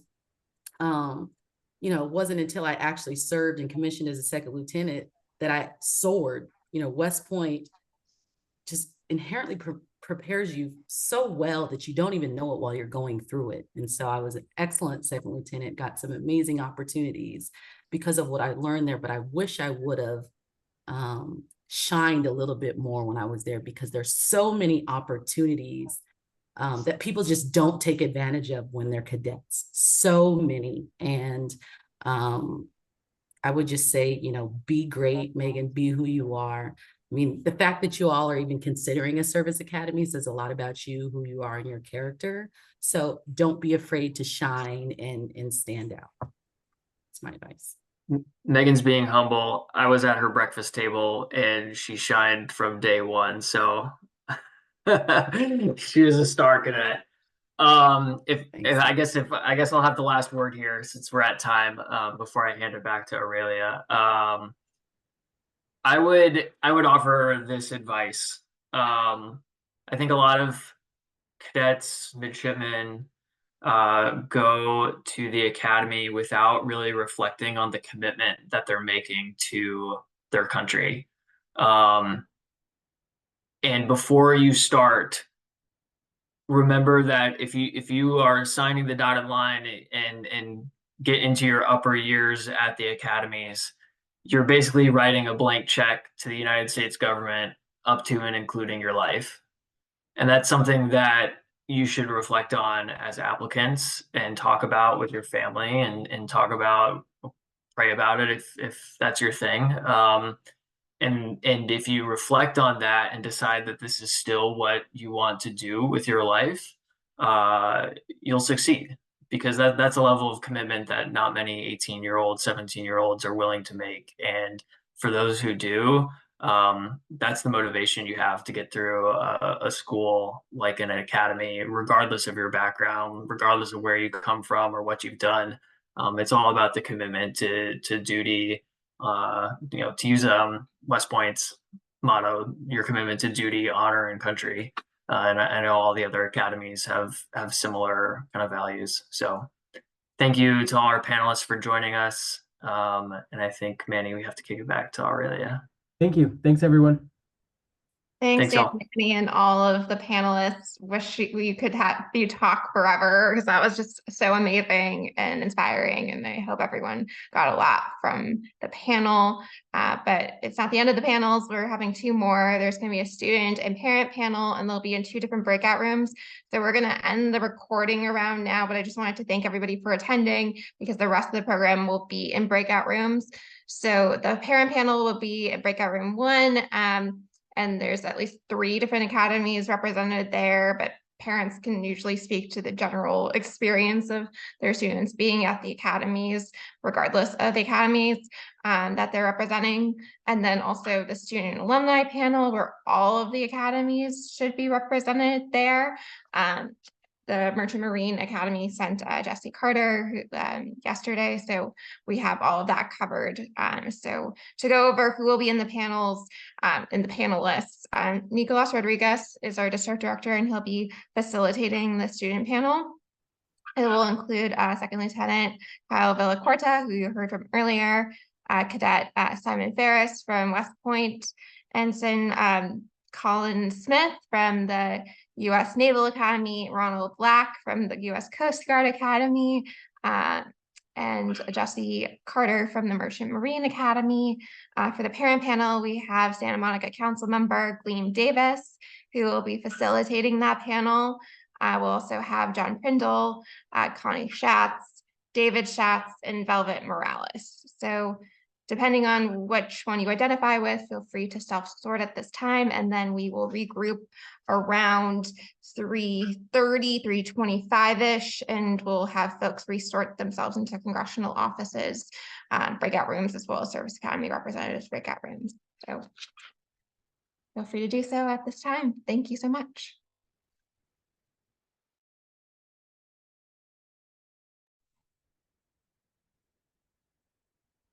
Hi, everyone. Good afternoon.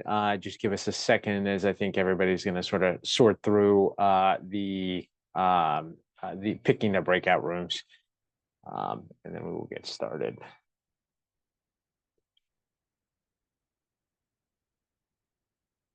All right. I will go ahead and introduce myself.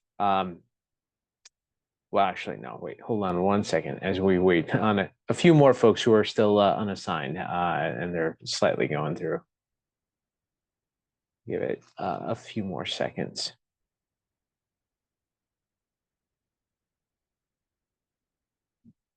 All right, I think I will go ahead and start here, and we can catch up as folks join. My name is Nicolas Rodriguez. I am Congressman Lieu's Deputy Chief of Staff and District Director, and work with our great team in the district office to serve the residents of our district, including many of you applicants from our district, and also have representatives from other congressional offices here in the region.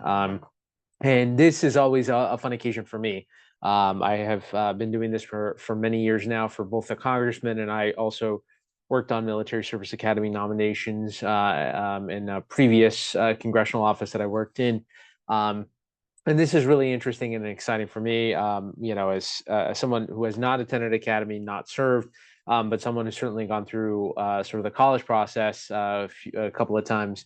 You know, this is an interesting and particularly enriching experience where we have prospective nominees hearing directly from current cadets, alumni, as well as active duty military personnel who've gone through the academies, to provide you a really good perspective on the academy nomination process, and also, but more so, the experience of actually going to an academy, participating, eventually graduating and joining the service. And we're going to have representatives from a few of those to speak directly to some of those experiences and questions you have.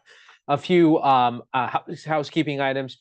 Feel free to type in any questions you might have for the panel in the chat.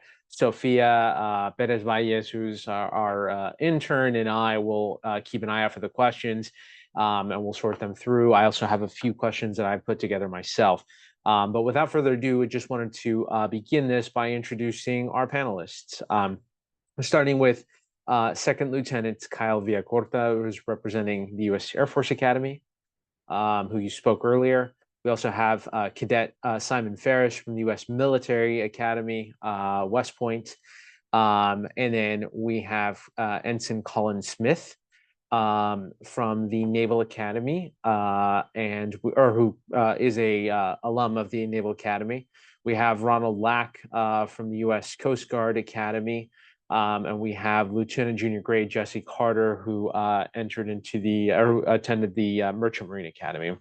And Sophia, if you can just help me highlight the panelists at the top, we should be good to go. I will just start off here. You know, for each of the panelists, but maybe I'll just sort of go through and kind of call on you all just to add perspective, and feel free to provide a quick answer. And also, if anybody wants to interject in terms of our panelists, I wanted to start off here. And this question I'll start off with for Cadet Ferris. What factors influence your decision to apply to attend a service academy as opposed to a civilian institution now that you're currently there at West Point? Thank you, sir. Appreciate the question. I would say it's changed a lot because I'm not going to lie. Initially, it's a very pragmatic service academies. We've gone over all the benefits, how much you benefit. It's great opportunities, whatever.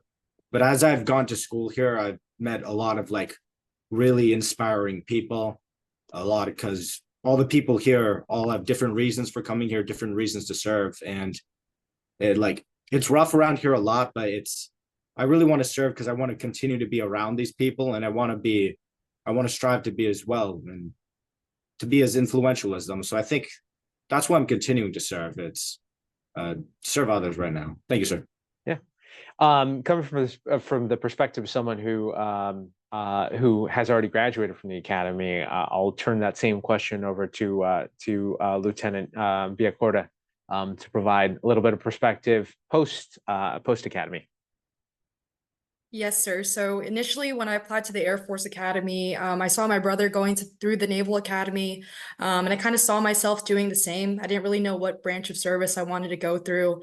And I'm thankful I chose the Air Force Academy because when I was a freshman, the Space Force was introduced as a new branch.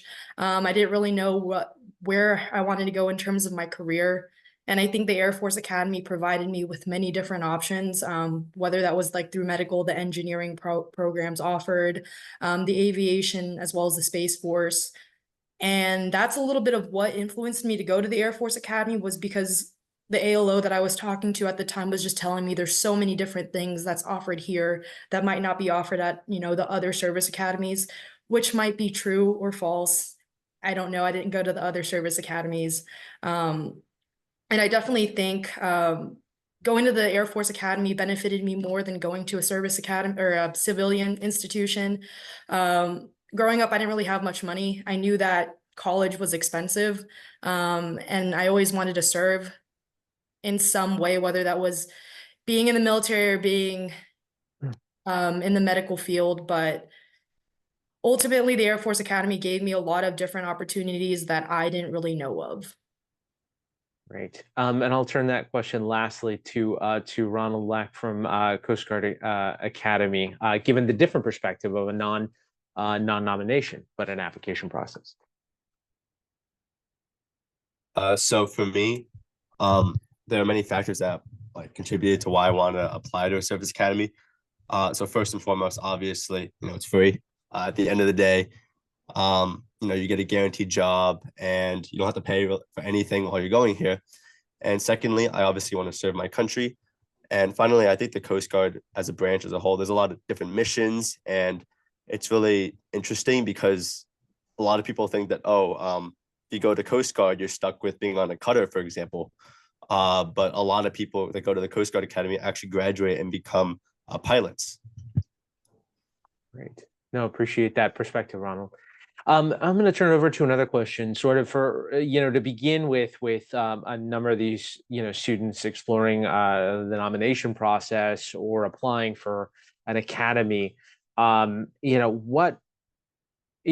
those of you, I guess, that have gone through the nomination process in particular, but also, Ronald, feel free to interject as well. What was the interview process like?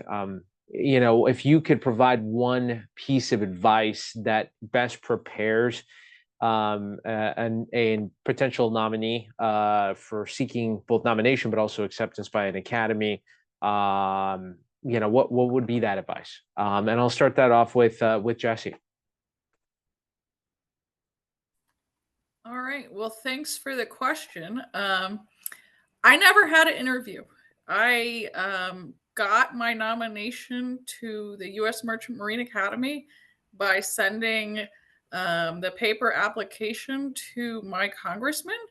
And then I got a letter back in the mail and they said, "Congratulations, Mr. Carter.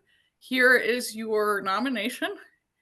And at the time I was going through the Academy's application, there was no interview. So I never interviewed. And then I was actually recruited by the Air Force when I graduated as an officer, and there was no interview for that. So I got college and my first job with no interview. No, and that's a pretty good perspective, because as some of you students may see, not every office is going to necessarily do interviews. Most will, but occasionally you will see that. I've been in congressional offices in the past that haven't necessarily done a full interview process, rather than sort of do a basic nomination. So ask your congressional office. Yes, go ahead. I will interject. I also do sit on the board for a senator in Maryland for his nominations, and I do interviews. So typically the reason why they wouldn't be doing an interview is if they don't have enough applicants or if they have more nominations to give away than applicants. So typically the senator that I interview for, there's about 300 applicants for the Naval Academy. So obviously there's always going to be interview. However, the Merchant Marine Academy usually has less interest, so there's not always a need to do an interview. So all of the other ones, you would always have an interview. This is unique to Kings Point. Yeah. This same question for Ensign Smith regarding, what best piece of advice and prep for applying and seeking a nomination. Yeah, so for applying, the biggest thing is just starting early and actually completing it. Because like what was said before in the slides, if you actually complete your application, you have a better chance of getting in. The acceptance rate is higher for people to actually complete it. For the nomination process, I'm from Delaware, so I have a little different experience from California. But I would say that each congressional source has a different deadline as to when they want to do their interviews or when they want their applications done to get a nomination for them. So I would just recommend staying up to date with that. If you're going into your senior year, I would recommend starting looking at that right now, just so you know, because a lot of them like to get them done in the fall. If you know people before you that have done the interviews, I'd recommend asking them like what kind of questions they have. I ended up doing 3 interviews. So the first one's definitely a little nerve-wracking, but after that one, it got a little bit easier. All right. Thank you, Ensign Smith. This is another preparation question that I have for you all. Obviously, interview, big part of the process, but so is academic preparation, your writing, and also importantly, physical preparation for both the process of applying and actually participating once given admission to an academy. Could you provide perspective? And this question will go to Simon. What preparation in terms of academics would you say is something you would recommend in your particular experience, and what preparation for physical tests and some of the performance that's required of that would you say is something you would recommend for some of the potential applicants here? Thank you, sir. Regarding preparation for academics, there's a lot of mandatory STEM classes. So I'm sure most people here, a lot of people here are in calculus and such, but personally myself, I graduated high school with only pre-calculus. So I'd recommend you could check all the websites for like the fundamental concepts exam for the basic introductory math, but I would recommend brushing yourself up, getting really comfortable with everything up to pre-calculus, and the course they'll guide you and they'll take you through it. You'll be fine if you work hard. But that's regarding academics. And regarding training for like the basic training and such, honestly, for preparation for Beast, I would say continue working out or start a program if you don't. But I'd recommend just like hanging out with your friends and family and just getting yourself mentally prepared to go, because you're going to be away from them for a very long time. Thank you, sir. Okay. Same question for Ronald. For me, at least, there's for preparation, at least for the physical aspect of it, I kind of have a unique perspective because I actually did not prepare at all physically. So as soon as I came in through swap summer, which is our summer like training, it kind of sucked. Obviously over time I adapted and I got to really improve with all the demanding stuff they made us do every day. But I would highly recommend you do prepare yourself physically. Do not do what I did. Not a good idea. Academically, I just took, your standard classes. I took things like calculus. I did my English classes and stuff like that. And I submitted my SAT and stuff like that. And yeah, that's pretty much it. All right. And lastly, to Lieutenant Villacorta, that same question. So the unique thing about the Air Force Academy is we're at altitude around 7,290 feet above sea level. Growing up, I used to run. I was in cross country and track, and I wish I ran more just because I didn't really experience what altitude feels like. And that was a lot of pressure on a lot of students coming from, different areas around the US and maybe some around the world.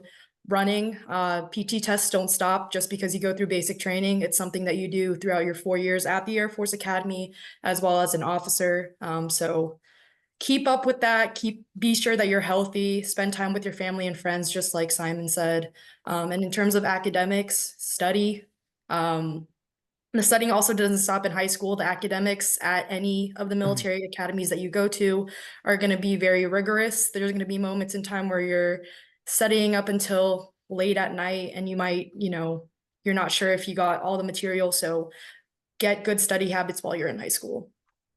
Follow-up question, Lieutenant Villacorta, sort of separate, but another part of the process. What would you recommend as the, some of the best advice in terms of for each of these applicants on how to best connect with either their member of Congress or their senator regarding the nomination process? Yes, sir. So I grew up in the 46th California district. In high school, they offered internship opportunities for us to connect with their congressional representative. I took part in that just because I knew that was a process that we needed to, do as part of the academy application. So I learned a little bit about what the congressional representative does, but I'm not sure if that's offered at every congressional district. Ways to get involved is to look up, number one, who your congressional officer is. I know that California redistricted recently, so a lot has changed. So ensure that you're actually contacting the correct congressional representative. And if you can, stop by, visit the office, just so they have face-to-face interaction. It's good advice. Yeah. And a recommendation for you all who are applying for a nomination, you can always check who your member of Congress is by going to www.house.gov and then using the district lookup tool, which will be right at the top right-hand corner of the homepage of the House Representatives. Obviously, your U.S. senators, very easy to find out. You just go to senate.gov. And you can find who your two members are. Obviously, that's Senator Butler and Senator Padilla here in the state of California. Another question. I guess for those of you who are who have gone through the process. Oh, actually, I have a follow-up. Another comment right here from a student was, so you can't contact someone who is not in your congressional district. So that's a good question, and I can sort of answer that. You can contact any member of Congress you wish. It may not necessarily be the correct one. However, the member of Congress who represents you where you reside and go to school would be the appropriate person to seek that nomination from, or you can also seek that nomination from your United States senators. So that's just a piece of advice. If you find that you've got the wrong congressional office, they can always direct you to your member of Congress. We do that sometimes as well, especially as Lieutenant Villacorta mentioned, there was redistricting. Yes, Lieutenant Carter. I just wanted to add to this question. There's a little known policy that the Merchant Marine Academy, any representative in your state can give you the nomination. So the person does not need to be, or you don't have to be in their district, just in the same state. The other academies, you have to be in their district. Great. That's a good piece of advice and something to keep in mind. So note that if folks are interested in the Merchant Marine Academy, that you can seek that. And you can always follow up with the congressional office. Yeah, Ronald, go ahead. I'm pretty sure this was stated before, but the Coast Guard Academy is different from the other academies in the fact that it doesn't require a nomination. So yeah, if any of you are interested in that, just, maybe check it out a bit. Great. And then I guess, now that we sort of talked and focused a bit on preparation for nomination and seeking the nomination and making the best case for yourself, you've gotten admitted to an academy. You're there.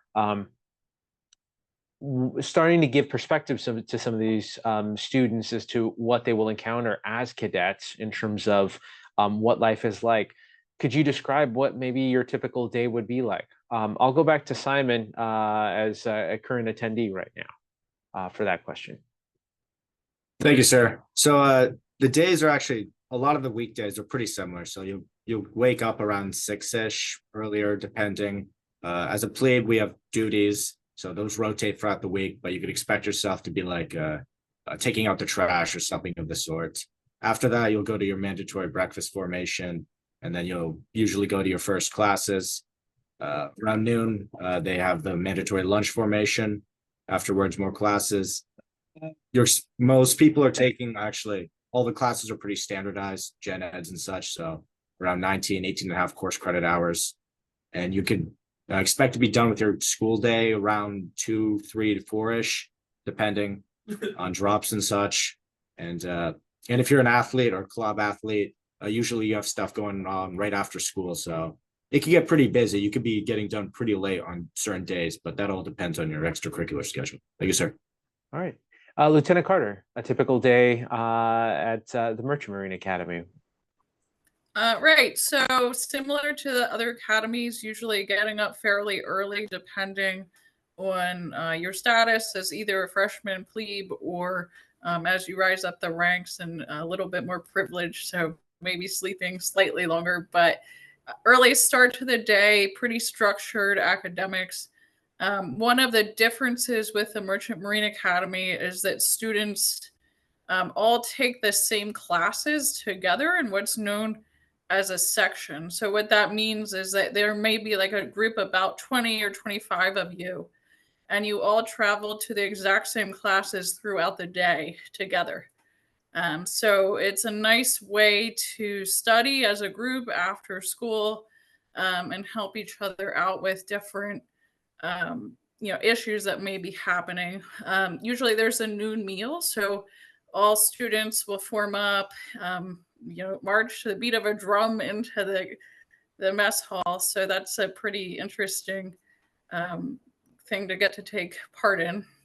And then also there's the sea year, as the captain was talking about in his presentation. So depending on if you're in your sophomore year when you would be sailing as a cadet, then you'll be enmeshed in the schedule of a commercial ship that is sailing for the ocean. So that's a whole new schedule unto itself. And, getting used to that culture. So usually yourself and one other cadet would go out to sea.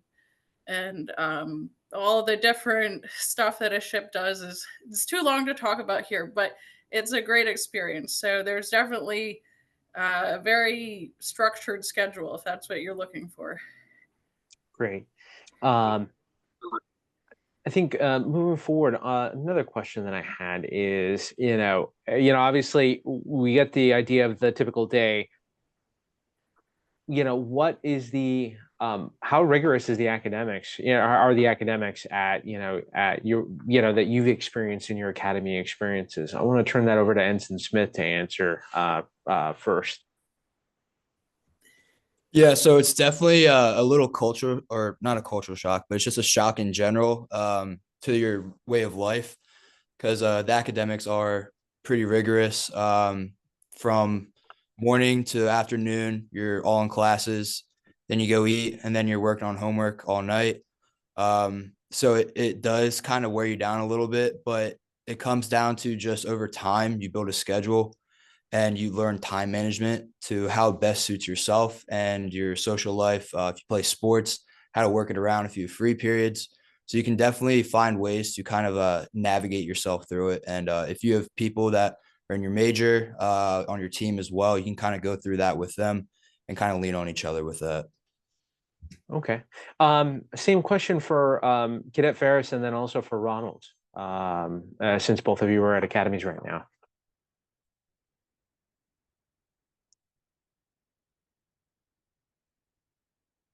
I guess we can start off with with Ronald. So for me at least, academics is pretty difficult some days, because obviously classes are broken up where, like, you know, some days are pretty easy. So on Tuesdays and Thursdays I only have 2 classes, but like Monday and Wednesday, Fridays I have like 4 classes.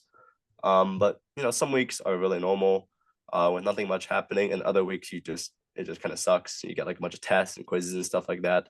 But the thing I would recommend most to people, I think this applies to all service academies in general, is that you really learn how to manage your time, especially around a lot of military obligations, especially since, you know, going to a service academy, there's a lot of extra things we have to do. So for example, at the Coast Guard Academy, we have to sometimes wake up early in the morning around 6 to go do drill out in our parade field. So we go carry our pieces and we do drill, and then after that we go eat breakfast, and then we go to our classes. But really, it's kind of just the schedule you have to work around and try to figure out like kind of that rhythm in life, I guess. Great. Yeah, more on that. Thank you, sir. And very similar remarks in most cases. A lot of obligations you have to balance alongside academics. So time management is huge, but also a really important lesson I learned, and is that you're gonna fail at something. There's a lot of people were superstars in high school. They did really well. I wasn't a superstar. I coasted by, got by, did fine, whatever. But you're going to be placed in situations where you can't be expected to succeed at everything. And so you're going to have to like rely on the people around you, really look for resources for help. And I could speak for West Point. There's a lot of people struggle with academics, but there's a lot of tutoring resources available. And as a freshman, most of your company mates are going to be taking like the exact same classes for you. So there's really ways to get help. Thank you, sir. Another question that we got, or sort of was something that I was planning on covering, and in my questions in the chat was, you know, I was kind of wondering how folks could talk a little bit about culture, you know, in your at the academies through your experience, you know, what type of social life you have. Another thing too is, what are some of the extracurricular activities that you are involved with? So perhaps if you could talk about culture and a little bit about and about, you know, sort of social life and extracurriculars. We'll turn that over to Lieutenant Carter. Right. So I was fortunate enough to get to participate in actually 2 sports when I was at the academy. So the first one I did was women's Division III swimming. So that was a pretty cool experience, because I myself am, you know, a very average athlete. I'm not a Division I kind of person. So it was pretty great to get to go to meets and swim in college, when if I had gone to a bigger university, that probably wouldn't have happened for me. So I got to do that. I also was in the inaugural women's lacrosse team. They had just started that when I got there, so I believe that program is much larger now. So I think the sports are really great. It's a good way to get off campus. You don't really have to be an all-star to get to play, and that can be a really good thing for people. Also, teams sometimes will do visits. If you want to visit the academy, where you'll get to like spend the night with cadets that are on that team, so then you can kind of spend the weekend or a day or two getting enmeshed in the culture to see if it's a good fit for you. Great. The same question for Lieutenant Villacorta. You know, talk a little bit about the culture, you know, at the academy when you were there, as well as some of the extracurricular activities and social life. Right. So the Air Force Academy, when I was there, I felt like I was surrounded by my closest brothers and sisters. Everyone at the academy is out looking out for each other, making sure, you know, if somebody's feeling bad, somebody's making sure that they're feeling better after that. In terms of the clubs and extracurriculars, lots of the clubs are made by cadets for cadets. It's changing each year. I know a cadet recently made a cooking club because he noticed that a lot of high school graduates don't really know how to cook, and that's something that's really important to do while you're getting older. In terms of the social life, the academy does bring dogs on base just for stress relief management. They also have movies that are offered every other weekend, I believe. I'm not sure if they still do this since I'm a year removed from the academy, but they usually show current movies, whether that's at the planetarium or just a large building that just has the opportunity for freshmen all the way to seniors if they can't leave base to watch a movie. The Air Force Academy also gives students the opportunity to leave base during the school day school week. So if there's a concert going on, students have the opportunity to kind of be a little bit of a college student, get out of base, kind of see what's around Colorado Springs, what's around Denver. And every squadron also has flight dining outs where basically students just have a break away from the Air Force Academy. They might be eating at a local restaurant or just bringing food in just to eat and share the week with everybody else. Tell me a little bit. This question will be for Ronald. Tell me a little bit, at least in your initial experience at the Coast Guard Academy. What type of person you think the Coast Guard Academy was looking for in an applicant, and then obviously as a cadet.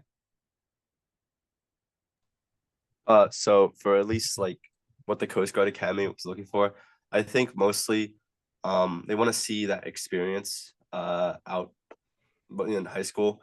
So when I was in high school, I actually did JROTC. I did a lot of leadership stuff, but I also, focused on my community. So I volunteered at the Aquarium of the Pacific, which was in California. And also I helped out my local library.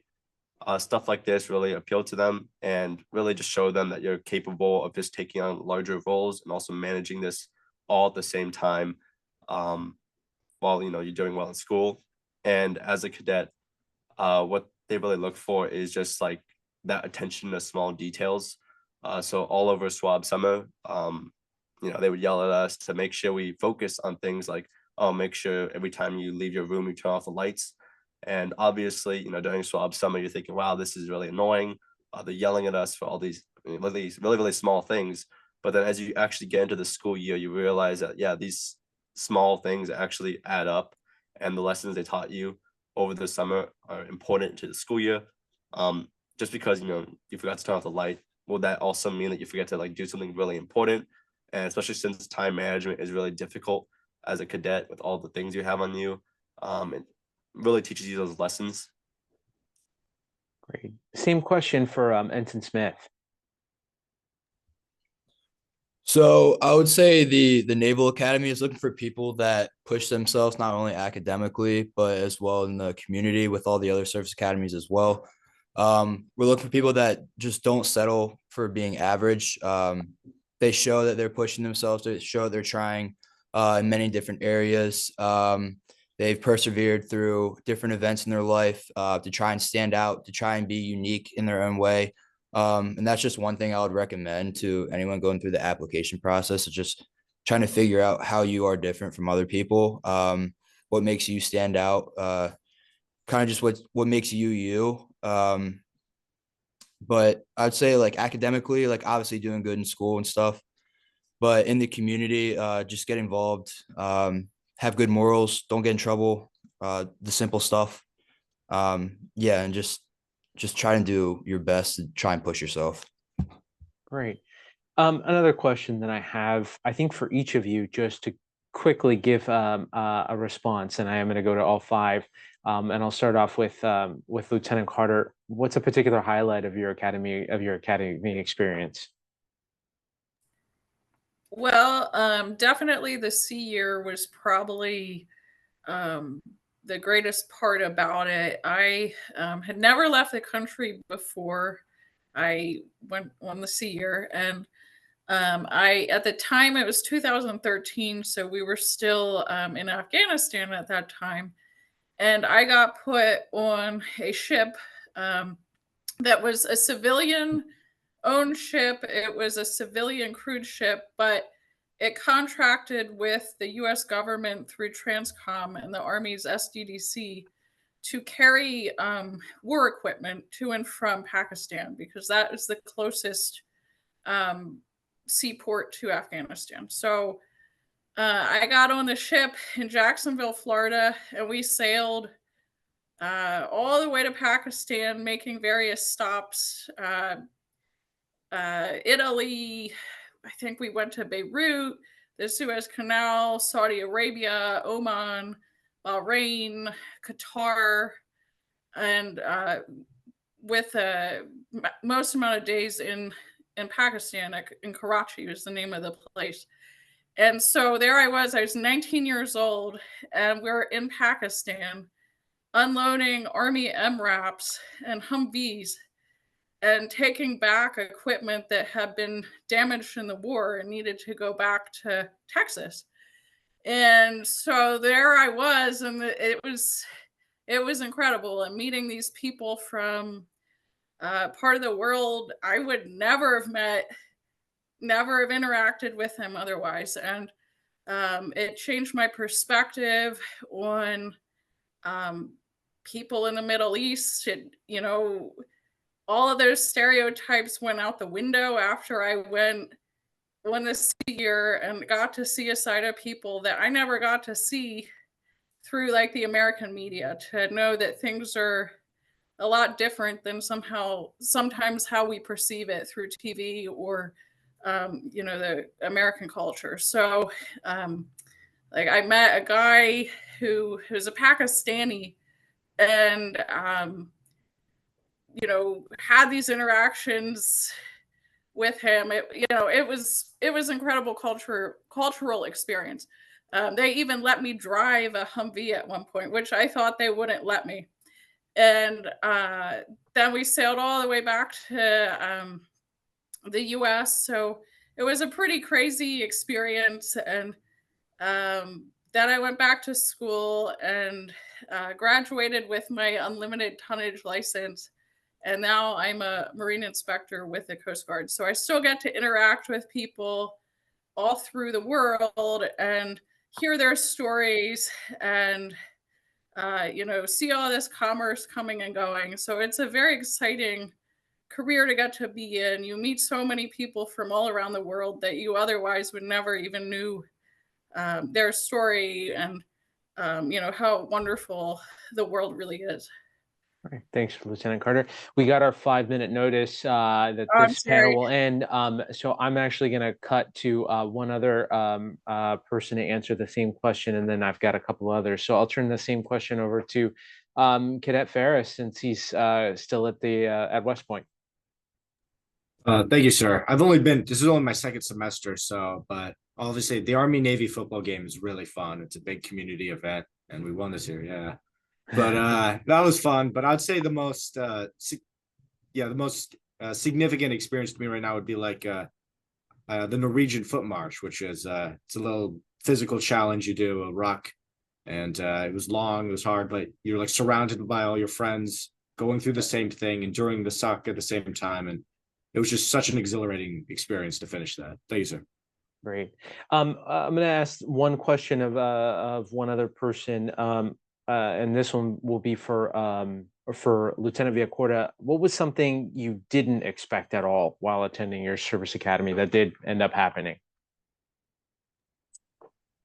That's a hard question, sir. I think COVID is an easy answer to that, but I don't want to say that because it's not something that hopefully it's not something that students are going to look forward to, another pandemic happening. But I think just the amount of aviation opportunities presented. I myself wasn't really interested in anything aviation related, but the Air Force Academy kind of gives us different classes to take throughout our freshman all the way up to our summer, our senior year, to do aviation related activities, whether that's jumping out of a plane. I didn't know that I could do that by myself at 18 years old, flying an aircraft, flying a glider, and just exploring those opportunities. And then I've got a question for those that have graduated from an academy to describe, your bit of your post-graduate experience so far. And I'll start that off with Ensign Smith. So right after graduating, because I didn't leave right away, you get a temporary assigned duty across the academy. So it's kind of giving back. Some of it could involve preparing the next class of plebes to come into the academy. Other could be support for the superintendent or the commandant of the school. But basically, you get to be a townie in Annapolis, so it's not that bad. You get to rent an apartment with all your friends, live around, go to work every day, and just kind of do it all again. So it's really not that bad of a deal. And then it's also at the same time trying to prepare yourself for when you do get your orders to leave to go wherever you go. Well, if you go SEALs, submarines, Marines, aviation, go into your respective fields for that. So just preparing for that. Great. Same question for Lieutenant Carter. To just briefly describe, a bit of your postgraduate experience. Well, so I have a very kind of all over the place experience. So when I was a first-classman at the academy, I got recruited by the Air Force to become a logistics readiness officer. So Air Force came to campus one day in April. I was graduating in June, and they said, we're short officers this year, and any of you that graduate will take you. And so I was like, okay, that sounds good. So I was a logistics officer for 4 years. And, I don't have anything against the Air Force. It just wasn't what I was interested in. It wasn't something I wanted to do long term, but still a great experience. I got to live in Turkey for a year, which was pretty cool. And then I got out and I kind of took a gap year, didn't really know what to do with my life. And in this kind of like existential crisis, I realized that I actually do want to still be in the military, and it is, something I want to do in the future. So then I joined the Coast Guard as a direct commission Marine inspector. So I inspect ships. I love the job, and it's been a great experience to get to do to still be active duty and get to do a job that I really love. Great. Since we've got 45 seconds left, I'm not sure if there were any final comments that any of the panelists would like to make just before, because I know that I didn't necessarily cover everything.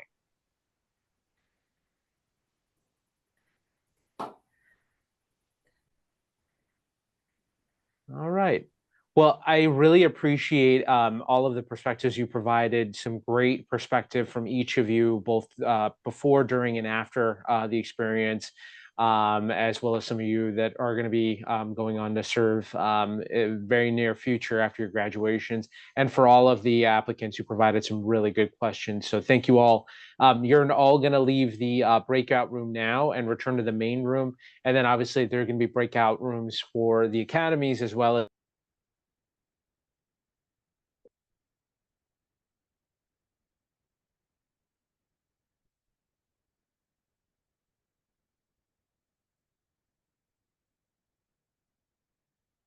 So it looks like most of the rooms have been closed as everyone makes their way back.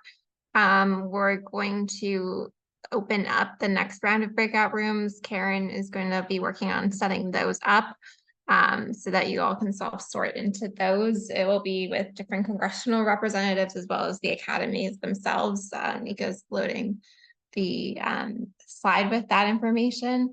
I think some of the congressional offices that are listed here might not be able to make it after all, but I believe Ayala from Senator Butler's office is still here, so feel free to visit her if you're not from our district. But Karen Calderon from our office will be facilitating our CA 36 room. I'll also be visiting a little bit as well as we toggle through the breakout rooms.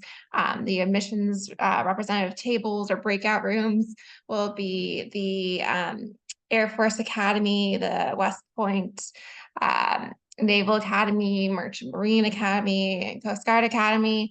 I believe there's still representatives from each of those still on. And then our office, the Congressman Liu's office, I believe Salud Carvajal's representative is still here, as well as Grace Napolitano's staffer is still here. Yes. And like I mentioned, Senator Butler's staffer is still here. Sorry, it's not listed. But I see a question in the chat. Will we be emailed a link to the recording to this presentation? We're going to try our best and most likely try to upload it to YouTube. We're going to send it off to our communications team to review before. And but yes, our intention is to get it out to you so you can review everything that we discussed.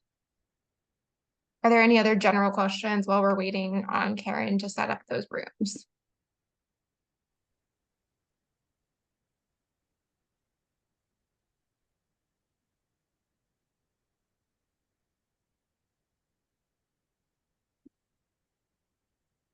Were the panels helpful? Good.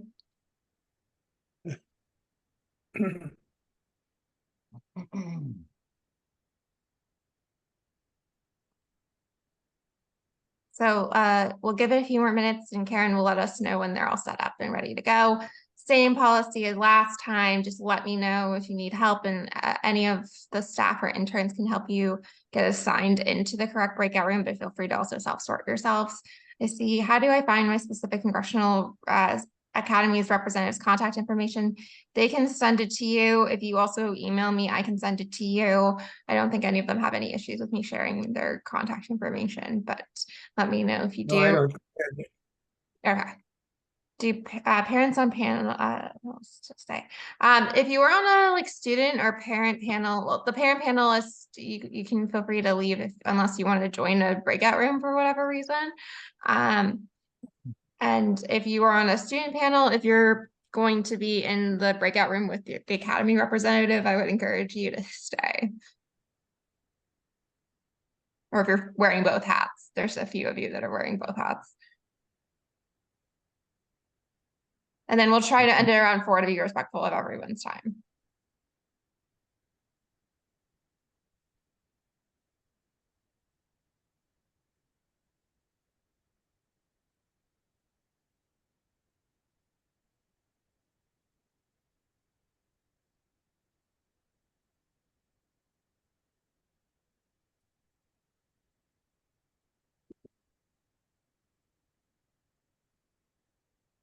Okay, all the rooms have been opened. You all can feel free to join whichever room you would like to get more information from.